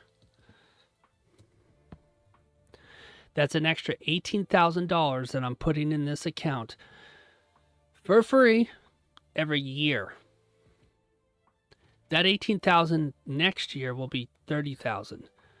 Sorry, it's about 50%. That next year you're going to add about half of that, about 9. Add an additional 1.5. I know the math there is kind of weird, but instead I'll make 18,000 this year. Next year I'll make 26. After that I'll make 36. Like it just compounding. Thank you. It ain't going to be long before we're at 200 grand.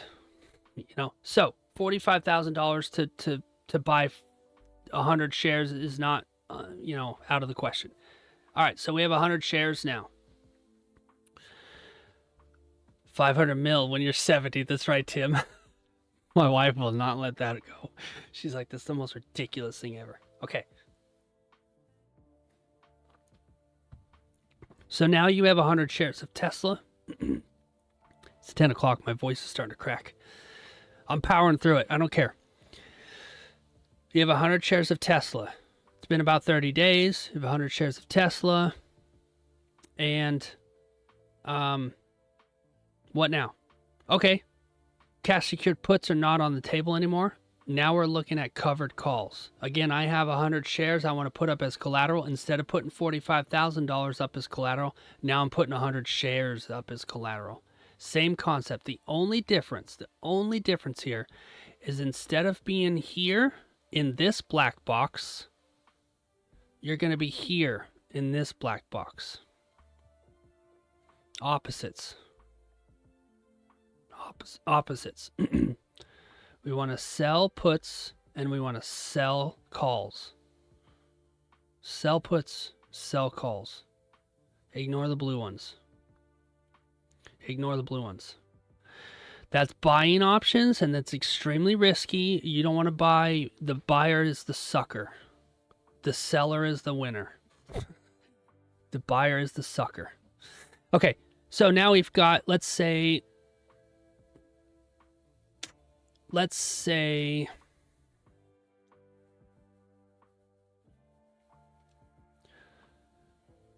we agreed to a strike price of 420. And this is going to be kind of hard to see because where the price is going to fall when you get assigned. That's the only way you get assigned, is if the price fell. So instead of at 420, it would be around 400. This whole chart right here will actually move. There's actually 2 minutes. This is too busy. Let me bring it down to this. I don't know if I'm going to be able to properly show this. Let's do it like this.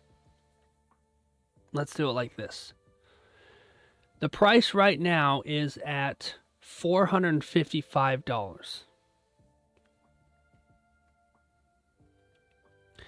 Let's say we chose $475. Let's say a month ago we sold the contract and we got assigned at $475. Okay, so that means that the current price is $455. It's less, right? We're about $20 less.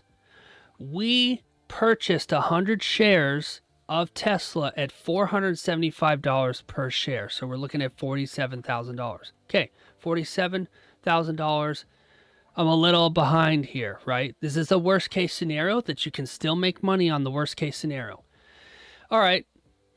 I bought 100 shares for $475 per share, currently at $450 per share. If you're a regular stock guy, you're probably shitting your pants right now. Like, shit. The stock value has dropped. I have to sit here and wait for the stock to come back up so I can break even. Not if you sell options. Yeah, you're still going to be waiting, but you're going to be collecting money as you wait. I can't think of a better strategy, right? All right. Everybody in the market right now is waiting for for Tesla to go back up to $475, right? That's where they want to break even. All right, so let's do the same thing, but let's make money on it. Remember, the black boxes. We want to sell the black boxes here. $475. That was where we got assigned, $475. Hey, look, I can still make $1,900. I can still collect almost $2,000 to sit here and wait for this to go back up to $475. Why wouldn't you do this, right? We collected $1,200 on the cash secured put side, and now we're collecting $1,200 on the covered call side. So what I'm basically going to say is that if the stock reaches 475, and I want 475 because that's technically my break even, but you can go higher, 480, which I would usually go about $5 higher. You know what? If the stock hits $480, sure, I'll sell all 100 of my shares. Yeah, that sounds good. That's the contract that I'm about to open. Yeah, that sounds good. That means not only will I have broken even at $475, but look, an extra $5 per share. That's an extra $500 in my pocket. The other guy makes $500. The guy who just buys and sells shares, he makes $500. I make $500 plus this premium right here. And in this case, it's $1,700. Nope, we want red, not green. By me, I can't click this button because I don't actually, in this case right now, I don't actually own 100 shares yet. We're doing it for simulation. I haven't been actually assigned in this account, right? What we're doing. But for demonstration purposes, I've been assigned 100 shares a month ago. $1,700 right now. If I click this button to sell, I'm going to say, yes, I will put my 100 shares up. I will sell them at $480 per share, and I'm going to collect fucking $1,800 for it, plus the extra $500 if I sell it at $480 instead of $475. Mic drop. Dude, in 1 month to 2 months, not only did we make that $1,500 off selling cash secured puts, but I'm about to make another $2,200. It's a cheat code. Exactly, Tim. It's freaking mind-blowing. It's mind-blowing. $3,500 to cycle, and then what happens, right? If the price goes up to $480, my contract gets filled, My 100 shares get called away. That's why it's called a call. And I make back my 400, wow, holy crap, $480 per share, which would be 48 grand. $48,000 comes back in my account. Plus I have this extra $2,200 from me doing all these shenanigans. Back to zero. Now let's sell another sell another put, and let's start this process all over again. It's called the wheel strategy. The wheel strategy. You sell a put, you get assigned. You sell a call, you get assigned. You sell a put, you get assigned. You sell a call, you get assigned, and the circle continues. And the entire way you're making money. Sometimes you don't get assigned. You get to keep your collateral. You get to keep your premium. You keep doing that. It's 100% Tim. The only thing is if Tesla vanishes from the market. Is that possible? Well, anything is possible. The sun could explode tomorrow. So if you're going to play in the stock market, you're going to take some kind of risk. What if the assigned price keeps going down? Then you'll have to wait longer. This is currently going on for me right now with SMCI. I got assigned around $50 and it's currently at $32. So I'm kind of like, shit, I got to wait for a while. I'm holding those shares for longer. I'm holding the shares. You'll basically, Grant, you'll hold those shares until the market comes back up. However, as you're holding those shares, you can continue to sell covered calls. No, there's no limit. The only thing the only limits you have is how much cash collateral you have and how much collateral of shares. If you have 1,000 shares, you can do 10 contracts. Oh, on how long you can hold? No, indefinitely. If you buy, let's say you absolutely want to own Tesla. You don't want to get rid of the shares. You want to keep the shares. Well, pick some ridiculous price that nobody's ever going to buy your 100 shares at, and you'll keep your shares and continue to collect premium. You're basically, that's the best way to put it, you're renting out. You're renting out your money. You're renting out your shares. You're renting it out. At any point, you can say, I don't want to do this anymore. I'm going to pay you back. Somebody says, I'll rent your shares basically for, I don't know, whatever, $2,000. You're like, okay, cool. And in 3 weeks, I'm like, I want my shares back. I'll give you $500 so I can have my shares back. I'm just giving you back $500. I'm giving you a little bit of a refund. And you have the control to do that. The buyer, in this case, has no say. Zero say. Zero control over this contract. You're the seller. You created the contract. You control it 100%. It's your contract. They cannot do shit. The buyer has zero control. I don't know why, but it's amazing. The buyer has no control. If you're a buyer of options, you're taking big risk. This is why everybody hates options, because everybody focuses on the buy side. Yes, it's extremely risky. You're going against people like me and people in this chat who know what the hell they're doing. You're going against people like us who are selling contracts. Most of the time, if you ever see or watch anybody buy contracts, most of the time people are buying contracts and dumping them 2 minutes later. No different. They trade options the way we trade futures. We buy it and then we're out in 2 minutes. They buy it and they're out in 2 minutes, right? People who buy options scalp the shit out of them. And my contract floats from buyer to buyer. It floats. It floats from buyer to buyer. I created the contract. It's in the market. A buyer picks it up. He tries to make a couple of bucks on it because remember the theta, it deteriorates, right? He's trying to make a couple bucks on it before it deteriorates. And he sells it to another sucker. And another sucker picks it up and tries to do it. And they continually do this with my contract. My contract is out there just cycling through buyers until it expires. And usually these guys are doing this on the last day. what they call 0 DTE, date to expiration. They're taking my contract and they're trying to sell this thing before it explodes, basically.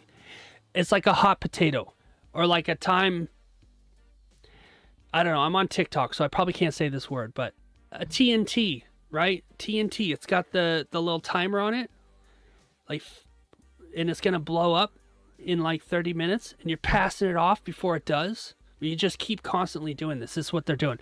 The last guy that ends up with this contract is the ultimate sucker. He gets a contract for nothing, and then it expires in his hands. Don't be that guy. I was that guy. I tried that out, and it sucked. I lost $670. And I said, screw this. I'm switching to selling. And I switched. I never went back. Since I switched, remember that thing I showed you guys where I was 100%? Let me show you that again. The 100% profit strategy. That way you can see. It'll make more sense now. It will make more sense.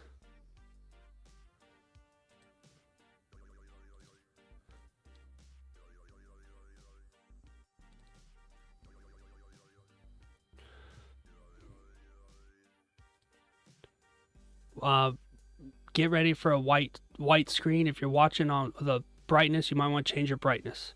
I don't want to flashbang you.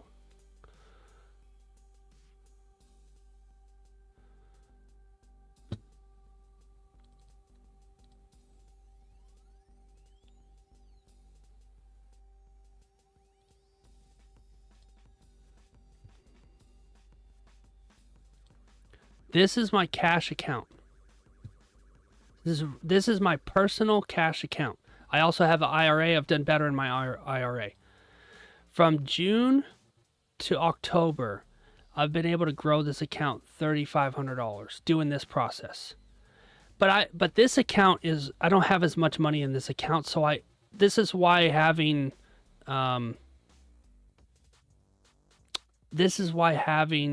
less to start with takes longer.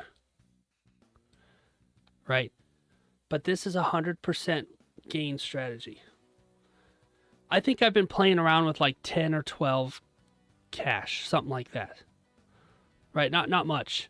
And you can see the little bubbles and stuff that you guys see. The little bubbles is like small profit. $50 here, $80 there. This big bubble that you see all the way in June. You guys remember what we just did where I bought back my contract and I kept $500? That's what happened down there. It closed, the contract expired, whatever stock I was trading at the time.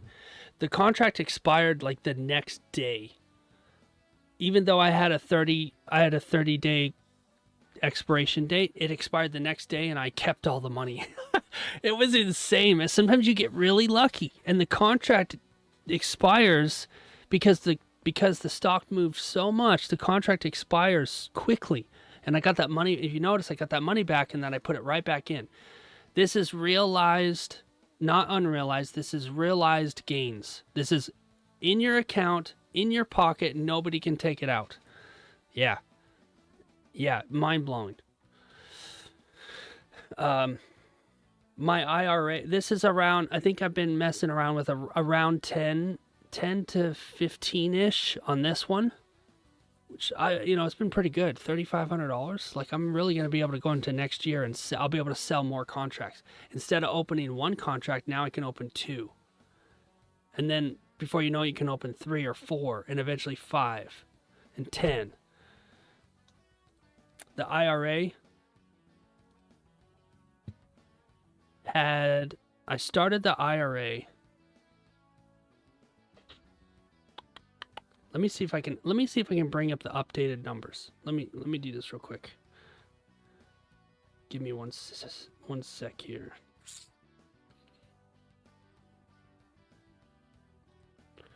Because I took these screenshots in October.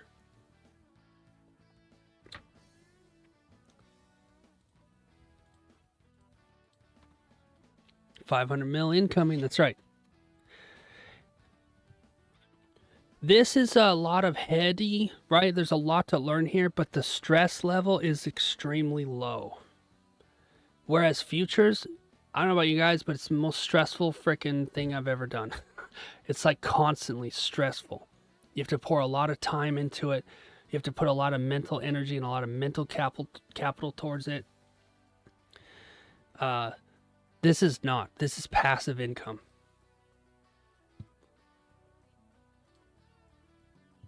It takes longer if you're a really good trader in futures and you're able to pull, several $1,000s out of the market and get payouts and all that stuff. Great. But not everybody can do it. It's a lot more difficult.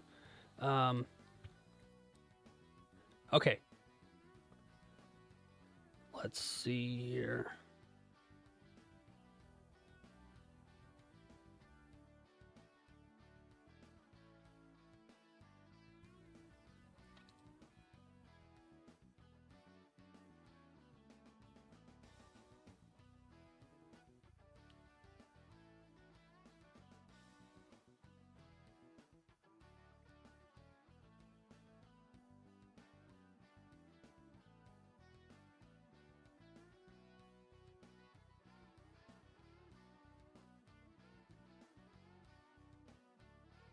Okay.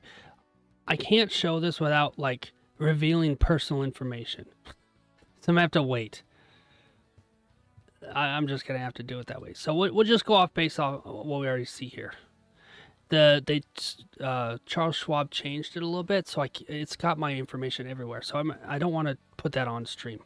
Let me do this instead.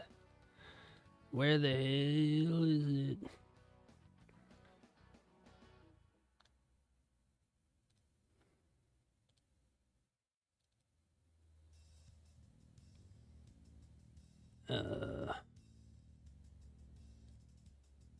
Okay, here's the IRA. I've got more money in the IRA because I've been working longer, and my retirement account has cooked. Yeah, it's okay. Hi, Rob. It's okay. It's all right. Trust me. I know exactly how you feel.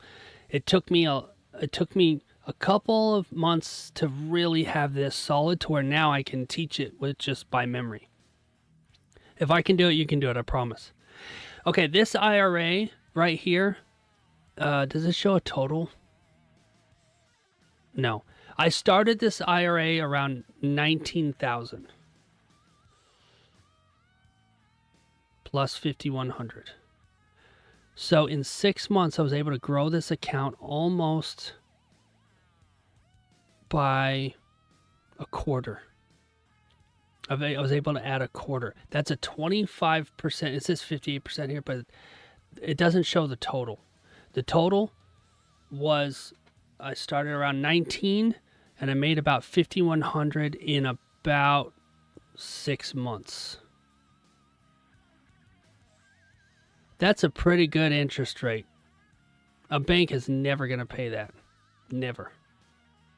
Every time you see a bubble, that's me buying to close a contract.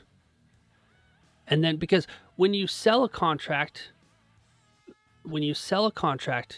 you get your premium, but it doesn't realize. And the reason why is because you're putting your collateral up. You're putting your collateral up for this contract.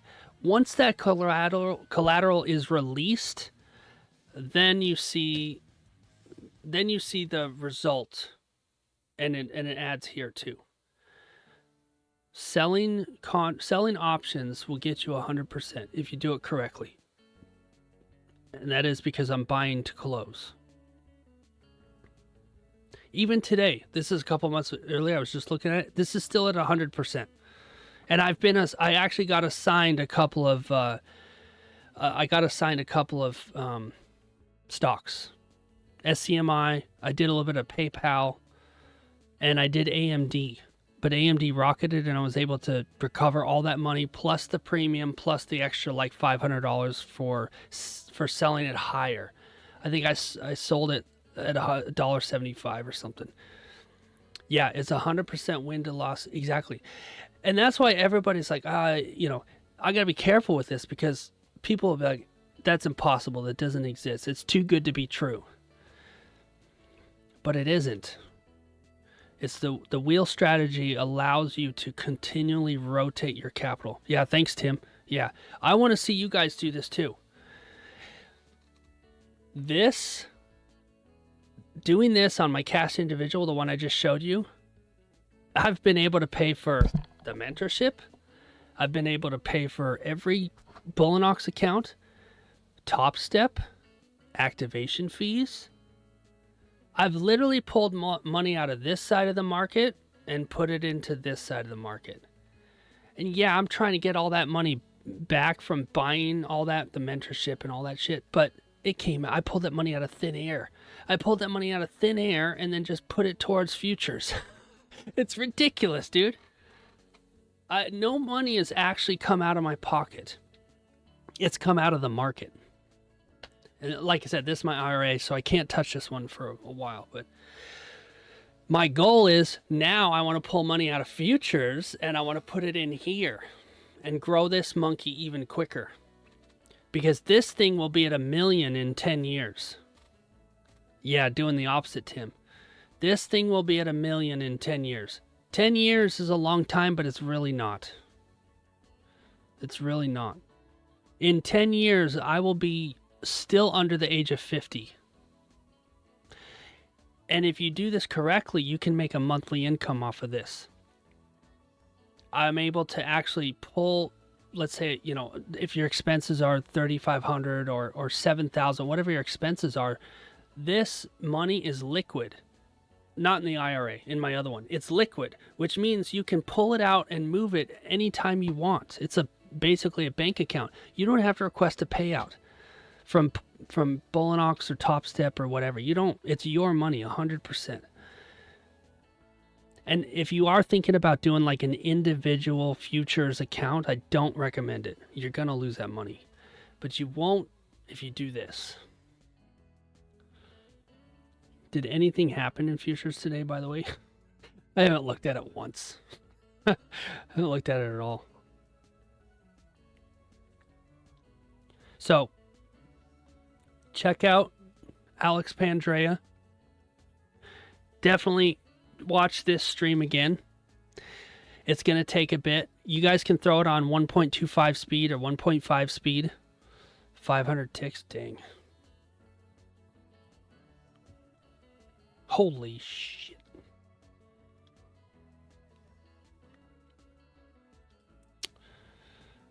Where is it?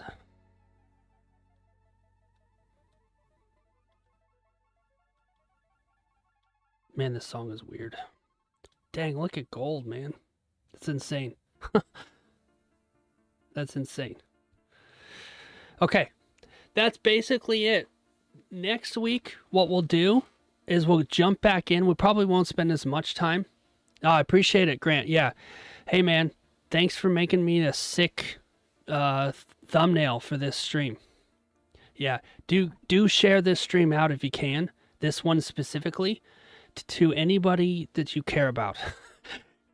I don't want to see you lose money. Here, stop buying options. Sell options instead. If you have a friend that's buying options or a friend that's buying crypto, tell them they're to stop because they're gonna lose their money.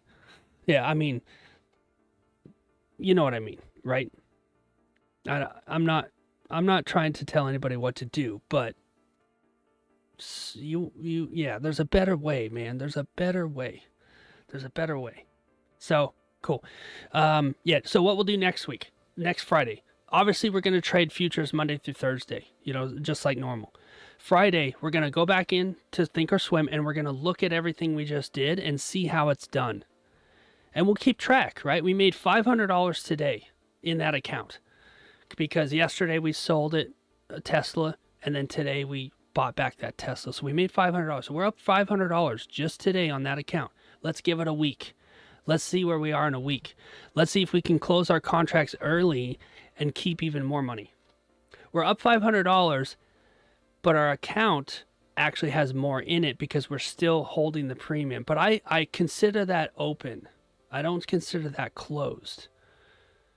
It's not closed yet. It's not 100% because I might be using some of that money to buy back my contract. If I want to wait 30 days, then yeah. So I usually, when I don't like to consider profits until the contracts are done. And then I can like, okay, cool. Even though that money has already hit my account. Yeah, absolutely, Seal. Yeah, please do. Please share it, watch it back, and there's a lot. But next week we'll go through and we'll look and see how those contracts do. And over a month's time, we'll see. Hey, we made like $4,000 this month. I'll show you. This is why I'm doing this. I'm going to show you guys the money-making process. You're going to see it week by week. You're going to watch it happen in real time. Now, it's on a paper account, but whatever.